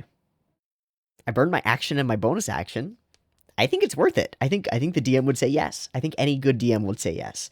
And if you argue that the 60 feet is just there as a requirement, the creature has to be in that range, I would ask why. Why? Because mechanically, I think the reason is because they can hear you. And so if you can extend how far they can hear you. Also, I just imagine shenanigans with like a sorcerer casting like distance spell with message and doubling the distance and healing somebody from 100 or 240 feet away with healing word as a divine soul sorcerer or some shit. That would be so cool, right? I think it's neat. I would let spells interact this way. Absolutely. Happily. Especially because there's no other conflict. Especially with bardic inspiration, there's no other conflict because it's not even a fucking spell. They just need to hear you. I think it's cool. If it doesn't work, it doesn't work. It doesn't affect your character that much, honestly. The chances that you're going to have combats in an environment that's even larger than 60 feet are relatively low, solely because that's a lot of grid. Now, if you don't have it on grid, then maybe, but then the chances are that you can just be like, am I in range? And your DM will be like, yeah, sure, you're in range. And you can just healing word anyway. Totally fine. For a weird edge case, though, I think it's super rad, and I like the idea of having message on this character anyway. Pick up whatever cantrips you want. Again, Prestidigitation, Minor Illusion, Mage Hand are all probably better options than Friends and Message, but I like them, and I'm going to consider that we could probably use them, so that's super cool. Also, we do have a really good use for our bonus action that we want to be using to make weapon attacks, and now we don't get to do that. So we give up a lot to use our bonus action to heal our friends. We don't want our friends going down, and that's part of why we're trying to like keep our friends from going down a lot, using other ways like bless, or maybe heroism, things like that. Doesn't matter. Anyway, we get a couple of other bard spells known. I'm tempted to just take Fairy Fire and have it for our entire career and just not worry about it. I'm sorry, Featherfall, not Fairy Fire. Bleh. Fairy Fire does compete with Bless in that it's another concentration spell. It gives advantage on all attacks. I think if you have like Rogue in your party, use this maybe. Could be worth it. We don't have proficiency in a disguise kit, and we are a party face, so we're gonna grab disguise self because we're a bard, baby. It's a good thing to have. I'm not gonna take cure wounds. We don't have the spells known for it. I am tempted to take Featherfall. If we don't have somebody in our party who can cast Identify, you should probably do that. You should probably grab that, but it's up to you. I'm gonna take Featherfall because I think any party worth their salt should start having that soon. The sooner the better, and we're just going to not worry about it. It takes away something else that would be powerful. Maybe we'll swap it out to something else later, but we're never going to swap away really from Healing Word or Disguise Self. So I think I'm going to grab Featherfall. Let me get one more. Actually, I think I know what I want to do. I think for this level, at this point in our career, I'm going to take Sleep or Tasha's. One knock something out fucking spell is really good. At this level, I think Sleep is better. So I'm going to grab Sleep. It's also not concentration, so we can cast it and have Bless still running or something. And that's really good for us for every possible reason. Sorry, I don't know why I have my hand in my shirt. That's really good for us for every possible reason. Tasha's is also really good, gives a bunch of advantages, makes them prone, incapacitated is great. Probably better individual target control if they fail their save, but our save DC isn't the highest. It's good, but it's not the best. Sleep is just reliable at this level. Relatively random but reliable. So we'll grab that and we'll just swap away from it as soon as we gain next level bard spells, I guess. Easy. Okay, this is our character. We get some differences, some changes in our character sheet. Let's go talk about them. Our damage, however, is mostly the same. The biggest change is that we get our bard spells, so we get bumped up from 2 spell slots to 3. I think this would happen anyway if we had taken a level in paladin, but we're also halfway closer to being further along and getting more spells later. Multiclass rules are weird for spellcasters, but we are closer than we would be if we were 3 paladins, so that's great. We have a bunch of spells now. We have 3, which means that we can still do our Nova round even if we pump in a Bless and are concentrating on it. So let's say we do that. We cast Bless as our action, maybe right before combat begins, or maybe even on the first round of combat. It's worth it, especially because we can Bless on first round and Bardic Inspire somebody at the same time, and that seems really good. For example, if you've got a rogue in your party, hit them with a Bardic Inspiration, cast Bless on them, yourself, and whoever else is making attacks, if anybody else is, and you have at it. Maybe that rogue is going to get a better chance to hit than they would otherwise. Also, of course, getting yourself into position to grant them sneak attack would be really helpful. Or if they're a fighter, do that same idea. Maybe it'll help them hit and deal more damage. Whatever, it's still good. Okay, so we'll have Bless on everybody. We run in with Bless now for sure on our Nova round, and then 2d8 for 9 takes us to 30 again, but we got to do both of those, and our chance to hit on both those attacks was way better because we've got Bless. Cool. And we still end up burning all our spell slots at the end of doing that, and we're out of spells, and we're all done, and it sucks. But in in every round for that whole time, we can be using Bardic Inspirations instead of using 2-up fighting if we want.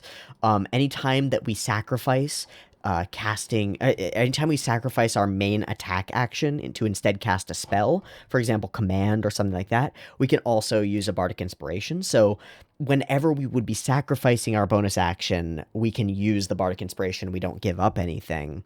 It's only when we use the Bardic Inspiration and don't make a weapon attack ourselves that we give up anything. And on future rounds, if we're not planning on smiting, maybe we're not giving up that much because we're only giving up a d6 of damage in order to give a d6 to an ability check, attack roll, saving throw to one of our allies, and that's probably worth it as a trade-off. So many rounds, I think, if we're Nova'd out and we've burned our resources, maybe we use our bonus action to cast, or to give and grant a Bardic Inspiration to somebody within 60 feet of us if we can or have to or feel like that's more useful.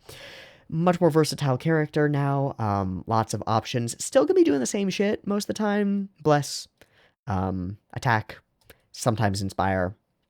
Nothing wrong with that. We can cast friends and message and stuff, and we're great at communication, and we can cast sleep on the groups of small low HP creatures, swarms of centipedes, whatever. We've got Featherfall to survive falling off of stuff, which is amazing, and we have at-range healing if we have any spell slots left, which we might not, but we might, so that's good to have. As soon as we get second level spells, we're going to be burning second level spells for our smites, and so we'll have way more spell slots to work with, which is lovely. In any case, I think we would survive this level.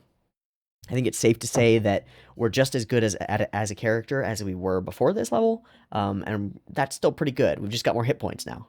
And we are better with people. We're more persuasive, more deceptive. We're better with spells. We've got more of them, more to cast. We're doing great. We're doing really well. Also, I think by this level, we would have a couple of 100 gold, right? Let me look at that. I think I saved it, that chart that I looked at before. So starting here at level 1, 100 gold, 100 gold upon reaching level 2, and 200 gold upon reaching level 3. So we should have gained 300 total gold. That's dope. Or is this total? No, it's how much the character should have at the start of each level. So I'll have to subtract the 300 that or the 200 that I'm about to give myself from future times when I give myself money. So it should be 200 right now, not 300, and I will still do that. So let me add 200 gold pieces. We're at 216 gold. 216, lovely. And is it worth buying something like Splint? I think it is. Not plate, because we're going to wait until later. We'll need a lot more money, but we'll get there. We'll absolutely get there, and we will be buying plate at some point. But let me go ahead and look at proficient common armor. Chainmail is what we have. Plate is 1500. Scale mail we don't have the dex for. Splint is 17. So it would bump our AC by 1, and it's 200 gold pieces. It would be all of our money. Ugh, it hurts. It hurts, but it's 1 AC. Bink, I'm going to buy it. I bought it, and I get to remove those 200 gold, and we are poor again. Oh no. We're not that poor. 16 gold is a good bit of money. And maybe we've earned more over our adventuring time. I don't know. It depends on your DM and whatever. You know, some DMs have characters picking up magic items by level 3. I've done that. I wouldn't do it again, but I've done that. Cool. So we can go and put that on, and that'll take us to 18, which is really nice with our defense fighting style. Bink, bonk, bang. 18 armor class is pretty fucking good. And that's our main change to our character at this level. Good. Okay. We would, however, continue on our journeys, continue fighting things, continue leveling up, and hit Bard 2. Ooh boy. So we get Song of Rest. It's cool. It gives us some stuff. It lets us give people regained hit points at the end of a short rest by spending 1 or more hit dice. They gain more hit points. Great. Whatever. Fine. Oh yeah, additional bard spells. Is there anything? Color Spray and Command. 2nd level Aid, Enlarge, Reduce, and Mirror Image. We're going to click this. Ding. And Magical Inspiration. If a creature has a Bardic Inspiration die and casts a spell that restores hit points or deals damage, the creature can roll that die and choose a target affected by the spell, and they add the number rolled as the bonus points to the hit points regained or the damage dealt. Might as well grab that. Anyway, it's kind of cool. We're not going to use it very frequently, I don't think, but our friends can choose to use it if they want to. It's usually better to make sure that your attack hits or to make sure an ability check succeeds, but healing more is cool too. It's cool. We do gain another bard spell known. I don't think we have to choose it right now. I think we do, actually. We'll grab Tasha's. It's fine. We would want it anyway. Or maybe Fairy Fire, but I'll grab Tasha's for my purposes. And that's all we get at this level, except I think we get something special. A little present for our character. That's right, baby. A 4th first level spell slot and 2 2nd level spell slots. Let's fucking go. Now, we don't know any 2nd level spells, which is unfortunate. But we can upcast spells. We can upcast Healing Word. Yay! We can upcast Bless and grab another party member. Yay! We could upcast Sleep, and that's neat. Heroism. You can target 2 creatures for Heroism. 2 people gaining 3 temp HP per round is pretty cool. I think mostly we'll just not be upcasting spells with these slots, or casting 2nd level spells with these slots until a little bit later, because we can smite with them. Essentially, our damage is the same. It's still 30 per round on our Nova round, except that on our 2 attacks during our Nova round, assuming we already have Bless up and everything, whatever, on our 2 attacks during our Nova round, we can burn 2nd level spell slots for 1d8 extra damage each, a total of 9 additional damage, and our total goes to 39. That's nice. That's very nice. Very, very nice indeed. I like that a lot. And we still have 1 more full Nova round at 30 damage, because we can do it twice per day now, with the boom, boom, boom, boom. If we cast Bless, and if we didn't cast Bless, we still have another full Nova round. So while our damage has gone up a bit for our primary Nova round, what's really changed is the fact that we can do it 3 rounds in a row. And we still have our Bardic Inspirations that we can throw out on other turns. We can be helping our party gain advantage or bless to their attack rolls, which is really strong and really good for everybody, including us. We're a powerful fucking character at this point.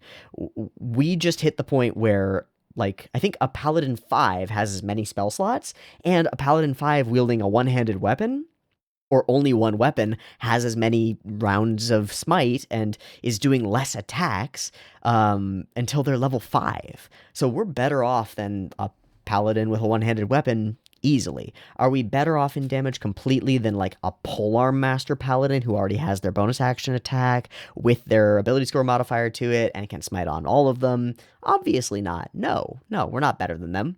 But we have more spell slots than them at level 4. What's up? We can smite more often and more frequently than they do, and we're way more versatile. We have we have a couple of at will spells, cantrips that help us a lot. I think we have a bunch of other spells that we could not spend on Nova rounds and instead use to heal people at a distance, or survive falling damage, or bolster our own AC by 2 for a long time, or disguise ourselves if we need to sneak somewhere or lie to somebody, or knock a creature out of the fight, or knock a couple creatures out of the fight with sleep. And of course, we still have the ability to Misty Step with Magical Passage, and we gain the Misty Step spell next level. For our Nova round, our damage has gone up. Our damage for across 3 rounds or more has gone up significantly. We have higher level spell slots. We are stronger. We are faster. We are better. We are booming. We are doing great for ourselves in every possible way, everybody. We are fan-fucking-tastic, and there's nothing wrong with any of our shit. I think this character's lovely. It's very fun to build this out. And I think that we would survive this far. And so I think we will make it to Bard level 3, total level 5. So other characters at level 5 will pick up extra attack. We won't. And it sucks. It does suck. I mean, it's like we wish we were a full paladin. At this level, at this point in the game, we start dealing a lot less than a paladin with a longsword, because they're making 2 attacks. Both of them have their strength modifier to damage rolls, which is really good. They have a higher damage die than we do. They're not burning their bonus action to do them. They're maybe using their bonus action for smite spells and other stuff.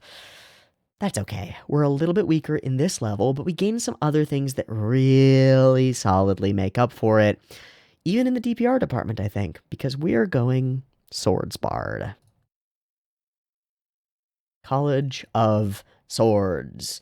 We gain expertise in some things as well, which is lovely. Let's choose those now. We are strong. Let's grab expertise in athletics. Now we can grapple if we want to. And we're still taking the attack action. So we can still attack with our bonus action, right? Right. So I take the attack action. I use my main attack on my main attack to grapple the opponent. I grapple them. You'd have to have a free hand. You have to drop a weapon or whatever, or not. Grapple them. Now you're holding them in place. That's great. And you have expertise in athletics, so you probably win. You can still make a bonus action attack and maybe smite them. Sweet. Super cool.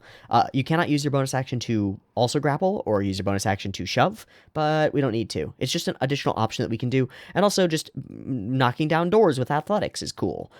And throwing people off cliffs is cool, and shoving things is cool, and picking up heavy things is cool. It's useful to have athletics. We were already proficient in it. We might as well be expertise in it. Now, I think we would grab either Deception or Persuasion proficiency. Since we started with Persuasion, I'm tempted to do that. I also think it's stronger in general. We're still deceptive. We're still a liar all the time, but I think we are more proficient in Persuasion. So we're going to grab that as an expertise, and we're in even better face than we were before. We also gain proficiency with the medium armor and the scimitar. We already were. But magically and wonderfully, if you're proficient with a simple martial or martial melee weapon, you can use it as a spellcasting focus for your bard spells. That means we can use our hand axes as spellcasting focuses for our bard spells. That's fucking awesome. Thank God.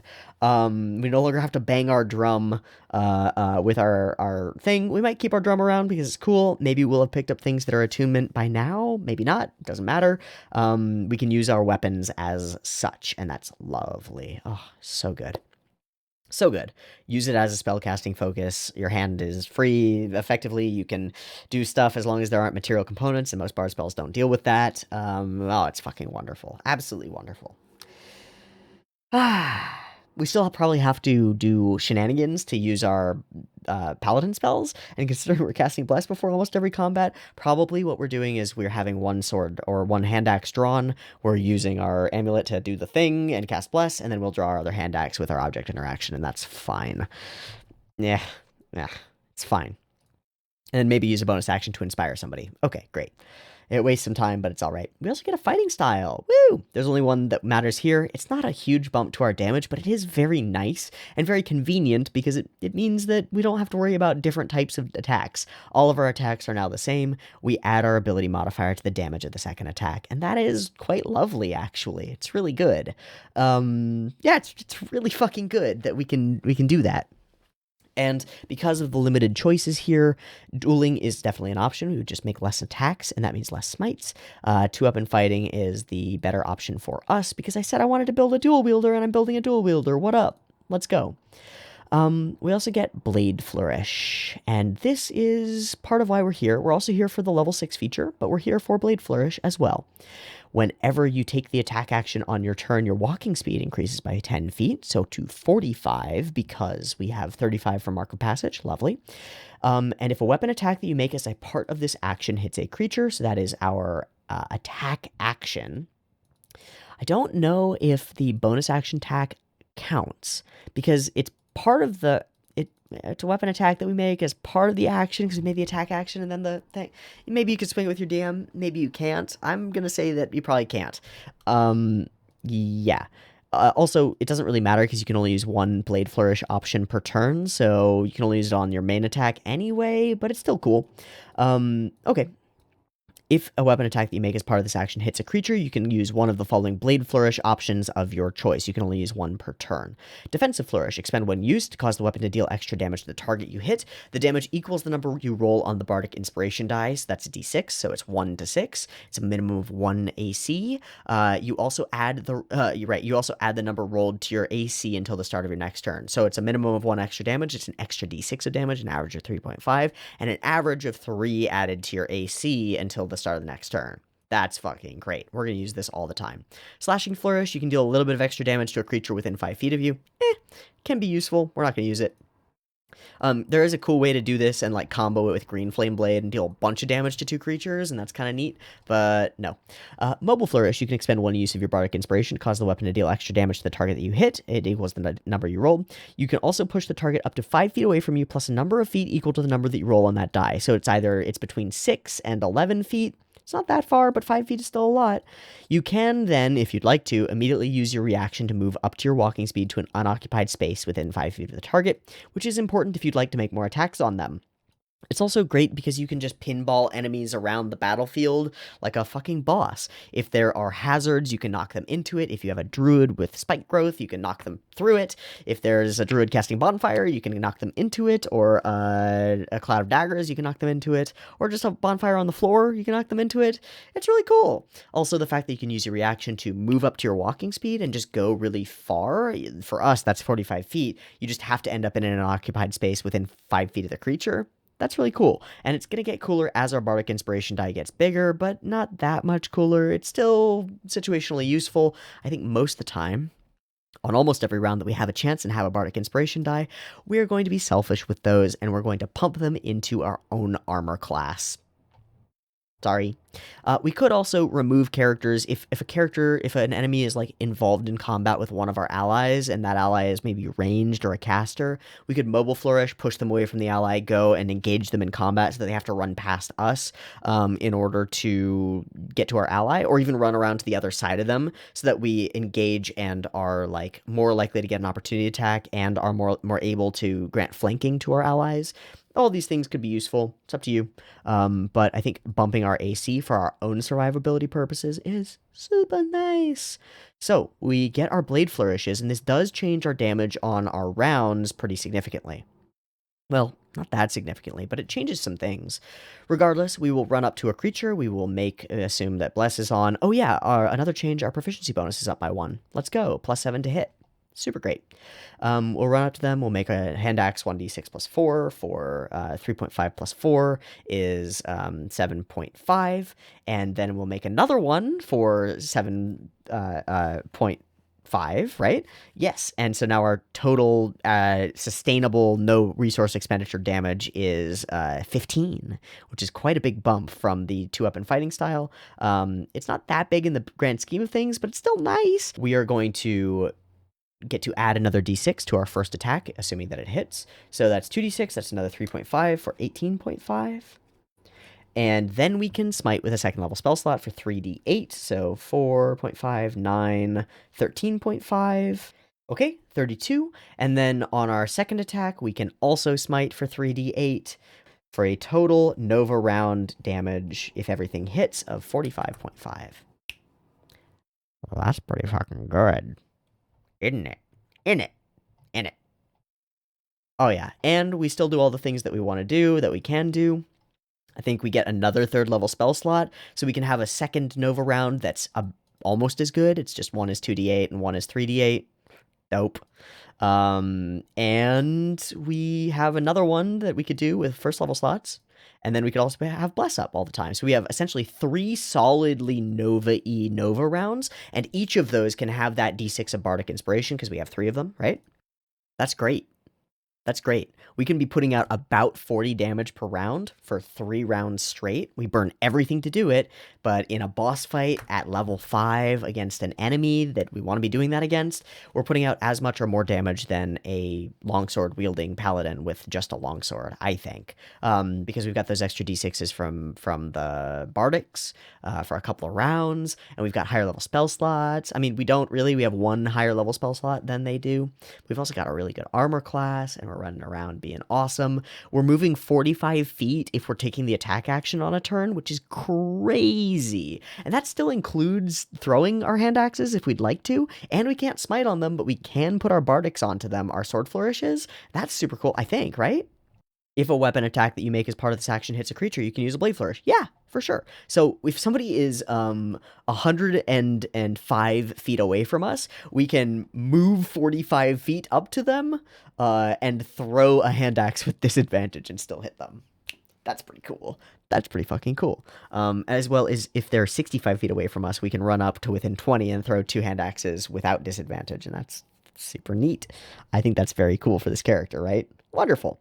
So we have ranged options, we have utility options, we have whatever.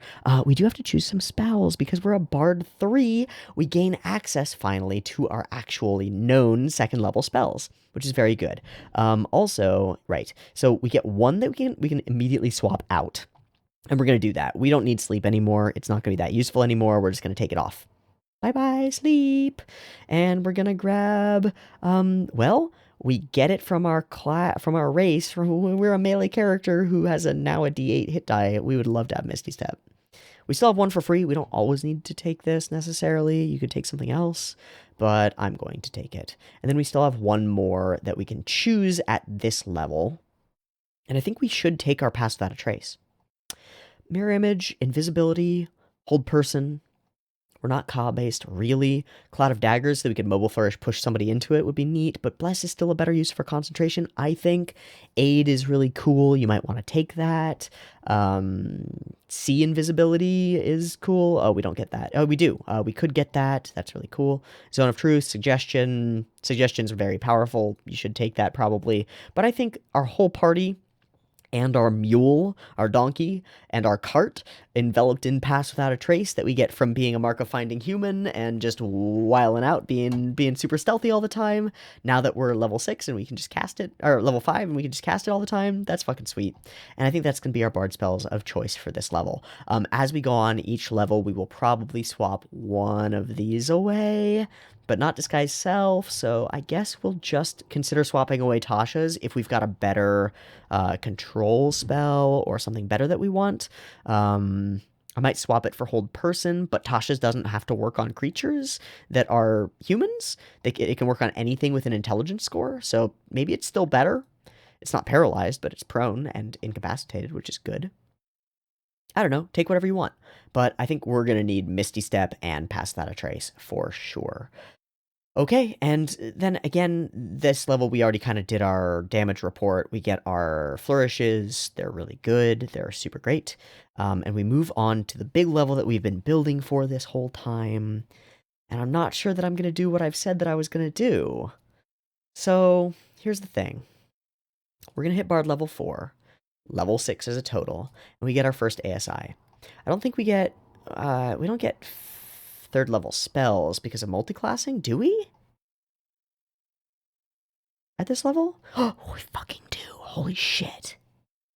Whoa, that's huge. So even building for level 6, and I want to take this build past it, I think. It's getting long, but I want to take it a couple levels past it just to show you how buco this gets in a couple more levels. Buco is now a word that I'm using, how cool it gets in a couple more levels. But we get level 3 spells. So our total Nova round damage goes up by another 9, right? To 54.5. because it's 1d8 additional on each of our smites. That's dope. And of course, we still have our other, that means that our second level spell slots are still maintained.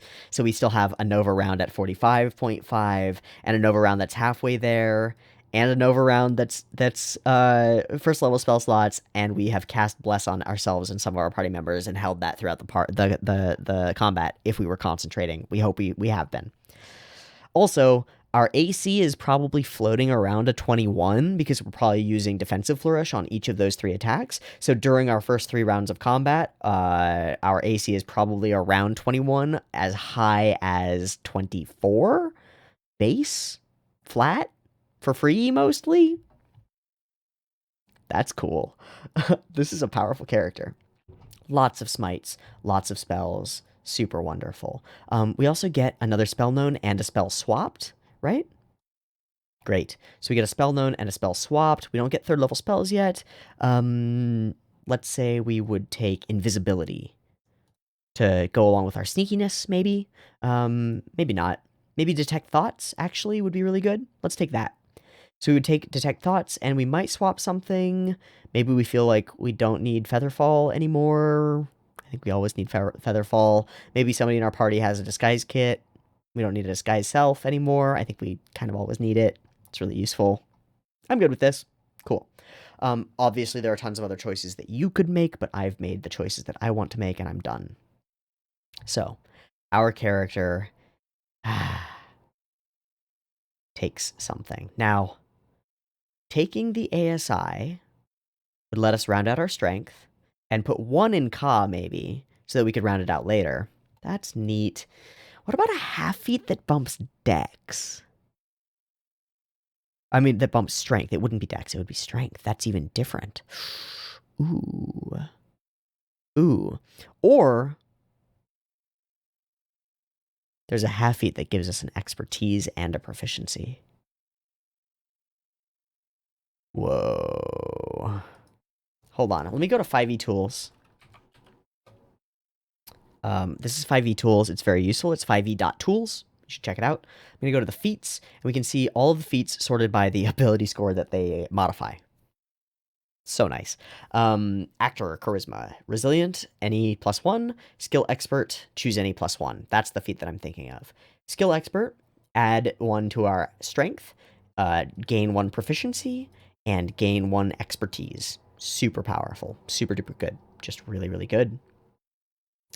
Elven accuracy, we are not an elf. Sorry, it would be nice, but we also don't have a consistent way of granting ourselves advantage, so it doesn't really matter. What about strength stuff? Orcish Fury, Crusher. We're not using crushing weapons. We could. And then we can move them around a bunch.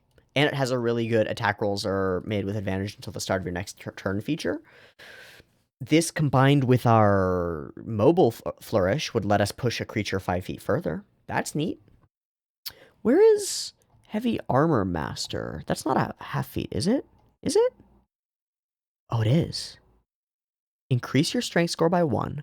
While you are wearing heavy armor, bludgeoning, piercing, and slashing damage from non-magical attacks, most of the damage we'll be taking is reduced by 3. Oh, that's so tempting. We're just a better tank. Now, we don't have a way to taunt creatures to tank into us unless we took Compelled Duel, which we could do. We'd have to go 1 more into Paladin. This is totally viable. Okay. Heavy Armor Master is in the running.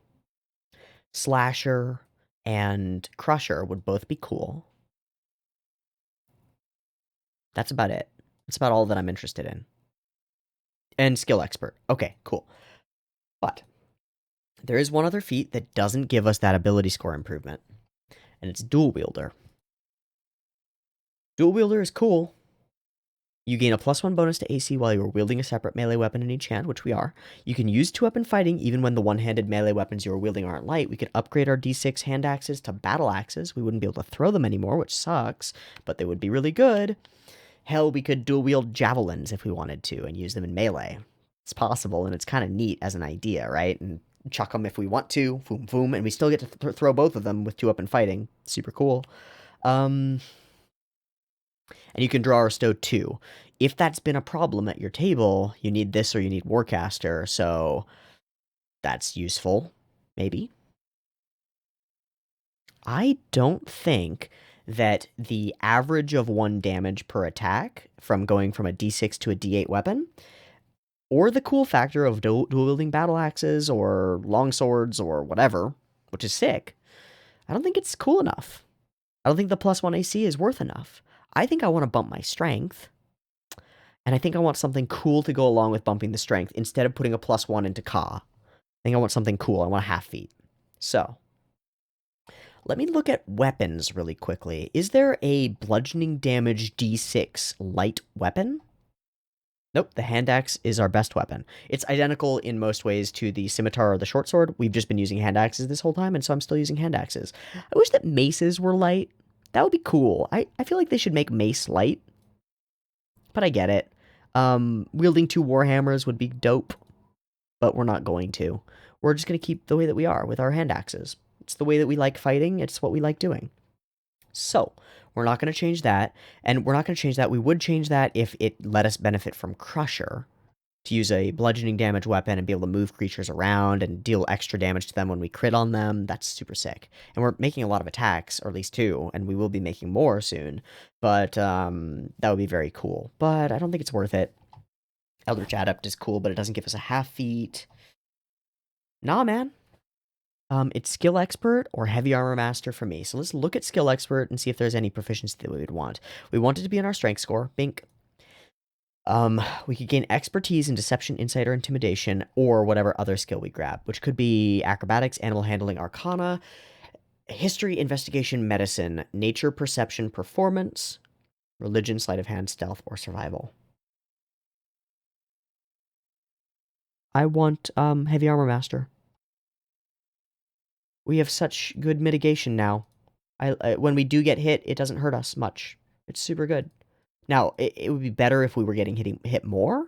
If we were like trying to tank, it would be better. And there is a solid option that I would totally agree with, that if you want to do Crusher and do something different, you can do that. Do Dual Wielder, do something different, you can do that.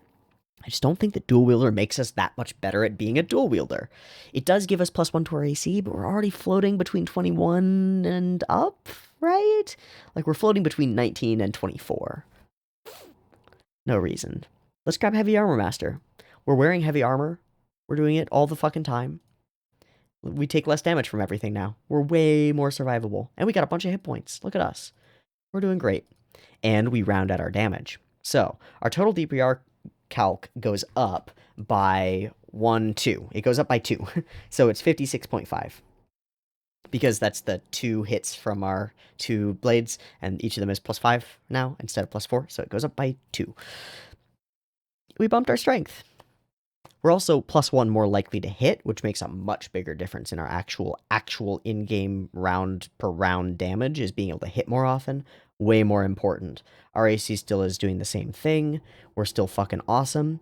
This is where I wanted to build this character too, and I think it's fantastic at this level. I really think it's really strong. We've got 2 third level spell slots, 3 second level spell slots, and 4 first level spell slots, all of which we can pump into smites or uses of bless, as well as a bunch of other useful things that we have. We've got Misty Step once per day for free, and we can cast it more frequently. We've got Pass Without a Trace for our whole party, Detect Thoughts to understand people better and whatever, a bunch of useful first level spells that we could swap out on every day from Paladin. Like, we don't necessarily need to keep Heroism, it's not as good anymore, or Shield of Faith, we're probably not using it, we're probably just keeping Bless, and we could grab other utility options, Command, Identify, or like Detect Magic, whatever you want, take whatever you want.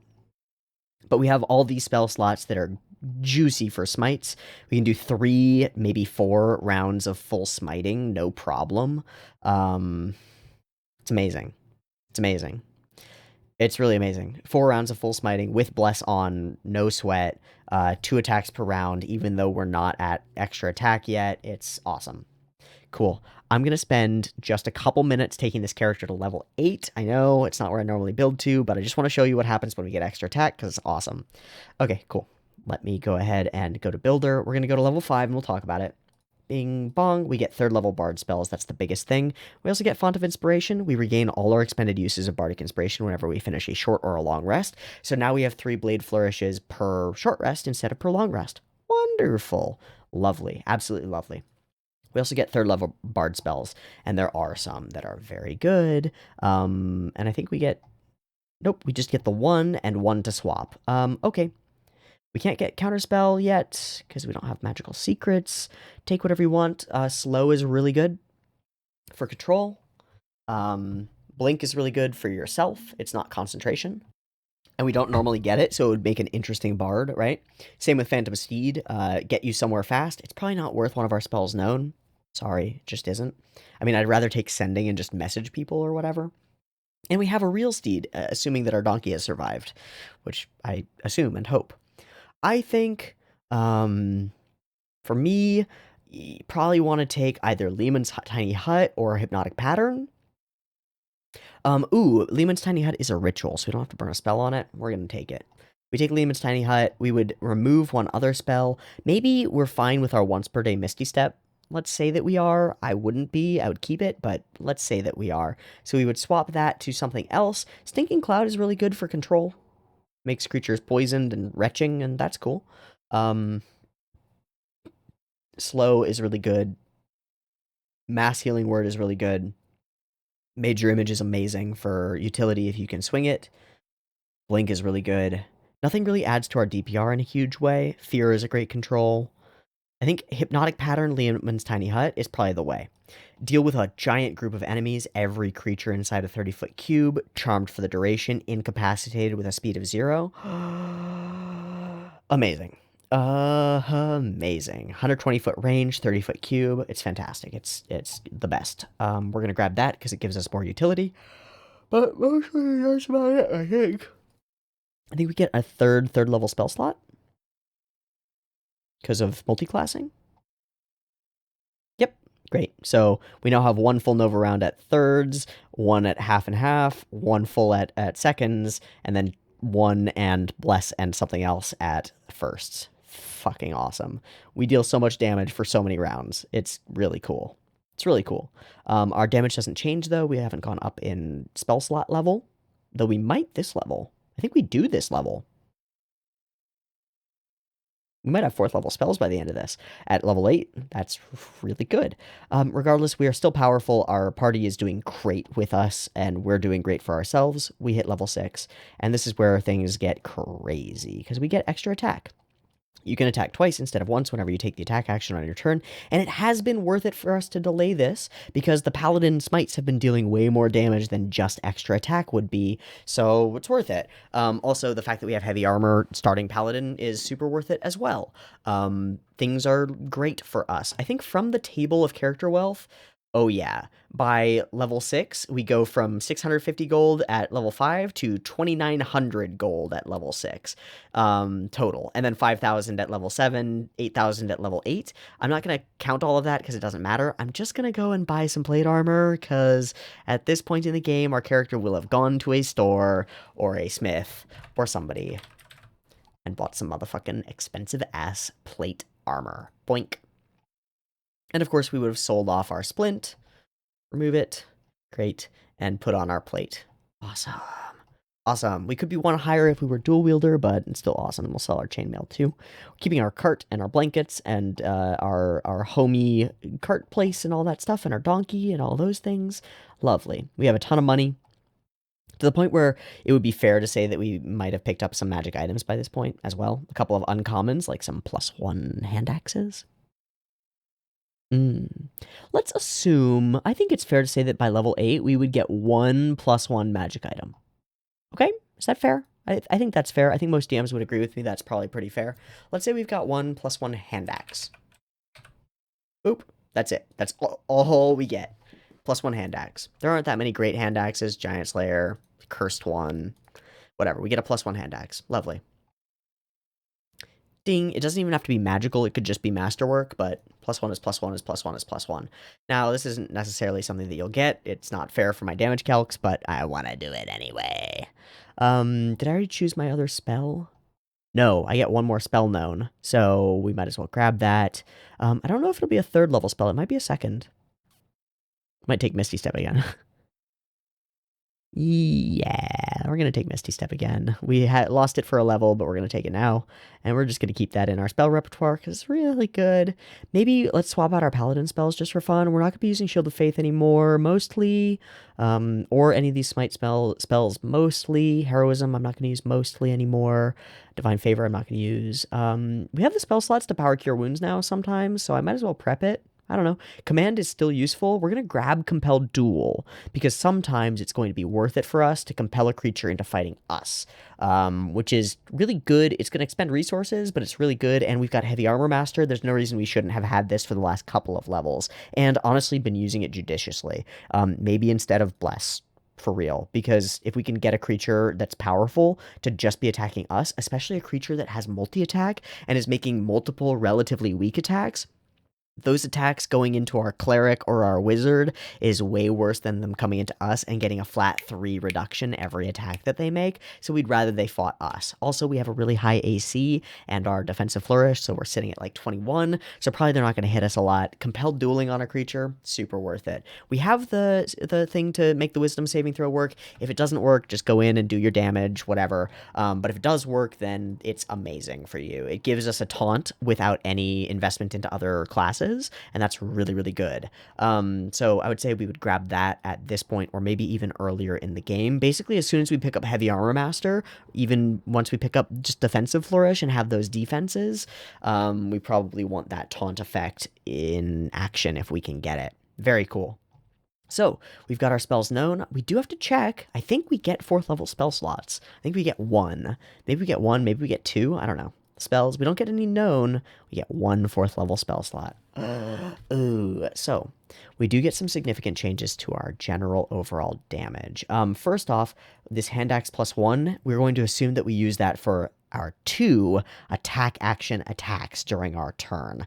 They will be made at +9 to hit with 1d6 +6 damage, which is lovely. A total of 9.5 plus 9.5, so 18, 19.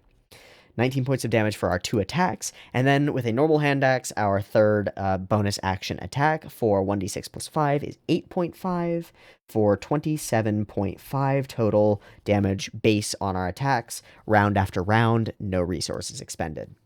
But we are going to expend resources. We're going to expend a Bardic Inspiration to do our Defensive Flourish, probably, maybe Mobile, and that adds 3.5, which takes us to 31 from 27.5.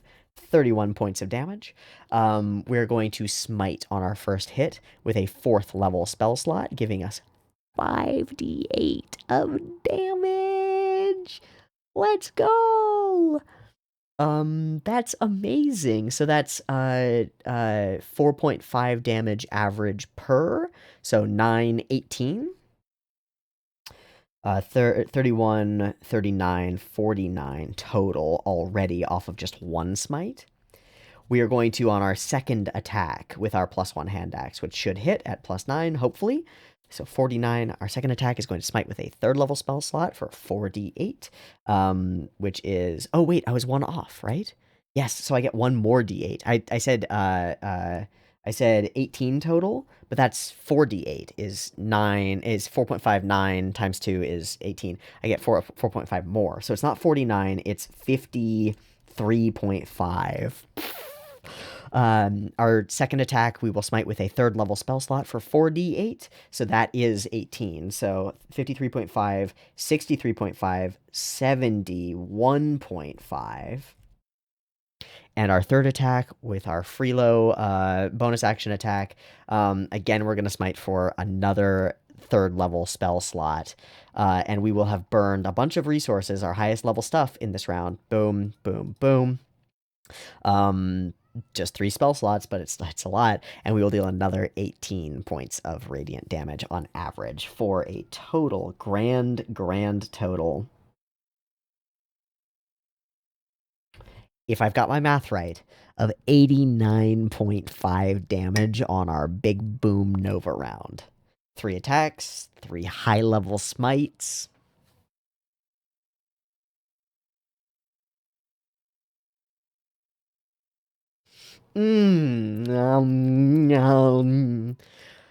There are a lot of enemies that you might be facing at this level that will just die to 90 points of damage. Give me a second to do some DM shenanigan stuff and just look at some monsters on D&D Beyond. I'm going to sort them by CR. I'm going to say CR 5 and up. Great. Let me just look in books, core D&D. Source, that's about it. I think that's it. Filter. Great, that makes this easier. Okay, so at this level, an air elemental has exactly 90 hit points and an AC of 15. We would expect to hit them with most of our attacks, especially if we get advantage from somewhere else or have Bless running. We would just expect to hit them with most of our attacks. And if we did so and we dealt all our damage, our average damage would kill an air elemental in 1 round. 90 hit points. Bruh. A Banderhob has 84. A Barbed Devil would get extra d8s on each of our smites for an extra 13.5 damage, and it only has 110 hit points. So if we roll high enough on some of our damage, we kill a Barbed Devil in 1 round. Barlgura has 68 hit points. It dies, even with less level slots, especially because it's a fiend. A Bullet has 94, easily slayable. No sweat. No sweat at all. A full Cambion has 82. It does have an AC of 19, so we probably won't hit it all 3 times, but could die. Could fucking die. So those are just some CR foes that we quickly go through, and we kill all of them instantly.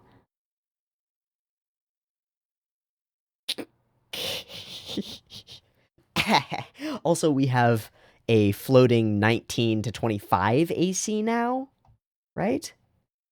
Yeah, 19 to 25 armor class. It could be 20 to 26. Oh, it's actually higher than that because our Bardic Inspirations are a D8. All of our damage is also up by 1 per Bardic Inspiration, which is just 1 per round. That's not that much. So it's actually 91 or 90.5 total damage. Woo!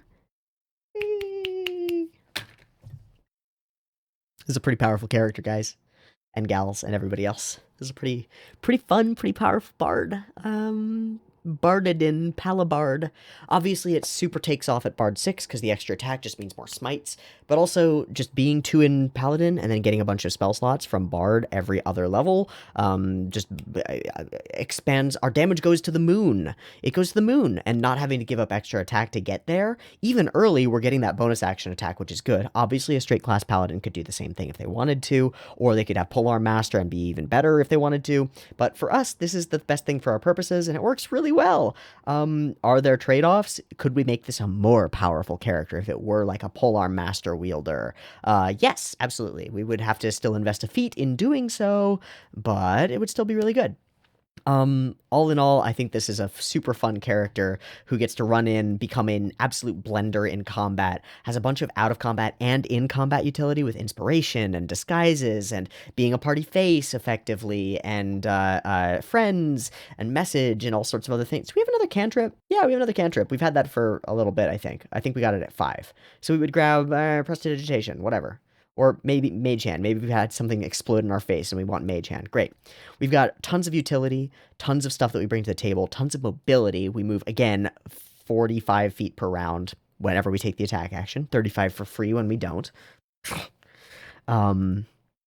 We have a bunch of cool spells like Pass Without a Trace that bards don't normally get and other casters don't normally get, which are super useful. We are a hyper-effective grappler if we'd like to be. We are very persuasive and very deceptive. We've got a character build that we've built out for this character and who they are, why they function the way that they do, and how you could make a character like this very easy to integrate into a party and very fun for yourself and your party members to play with, your friends, because that's part of the game that we should talk about more often. Like making a character that fits into a party and into a DM's plans and makes things work and is really good and really fun is all super great. Yeah, I'm very proud of this one. We're gonna wrap here. Thank you so much for watching my Palabard Sword Bard build. It's pretty simple. It's nothing crazy, but it does deal some insane damage for multiple rounds, more than a Paladin at the same level would be doing, and that's very, very cool to me. It's also got a ton more utility than I think most Paladins would at this level, and that's really cool. Obviously, Paladins have their own things. They might have fine steed at this level and be running into battle with a war horse that's like doing stuff for them, or an elk that's charging and stuff, and that's all really cool. Um, there are all sorts of things that could be done in different ways, but I like the way we've built out this character. I like the story behind this character, this mercenary veteran who tells stories, and gets wrapped up into something much bigger, and it leaves a lot open for the character to grow and change and form really deep and meaningful connections with their party members. I like the ideals, bonds, and flaws that we chose. All in all, I really like this character. I don't know what to name him, and I'm going to just leave him as Storyteller for now. I hope that you take any of the ideas present in this character and play them however you might like to do so. If I've helped you understand D&D or be interested in it at all, let me know in the comments. It's super great to know that. And if you'd like to support me and this long-form content that I'm doing, head over to the Patreon. I don't have any perks for Patreon supporters for like the second channel yet. All of my perks are basically for my main channel and anime reaction, early access and stuff. But maybe early access to build videos would be a cool perk. I don't know. Or maybe just like access a link to the character sheet, or a copyable version for D&D Beyond or something, or at least like a level by level what I did on this. I know that that's what Colby over on D&D Optimized does for his channel join perk feature. I'm probably going to stick with just doing Patreon because it makes more sense to me and I like it better. I don't want to get my money from Google. I would rather get my money from Patreon. It's the way that I would like to do it, and just also keep everything consolidated. But that's me, and that's maybe not the best idea. Anyway, if you want to support me, that's the way to do it. Also, likes, comments, subscribes, get these videos out to more people, let people know that I'm doing these things, and get more people from the optimization community in here to see this idiot do some more of this stuff, because I think it'll be really fun to talk about these builds more, and I'm sure that you can find tons of flaws and mistakes that I have done in this build and all the other ones, so I'd love to go through those with you and talk about them, and for you to help me fix them. So thank you so much for watching. I will see you next time that I decide to do one of these, which should be pretty soon, probably. Love you all. Have a great day, and I'll catch you on the flip side. Peace.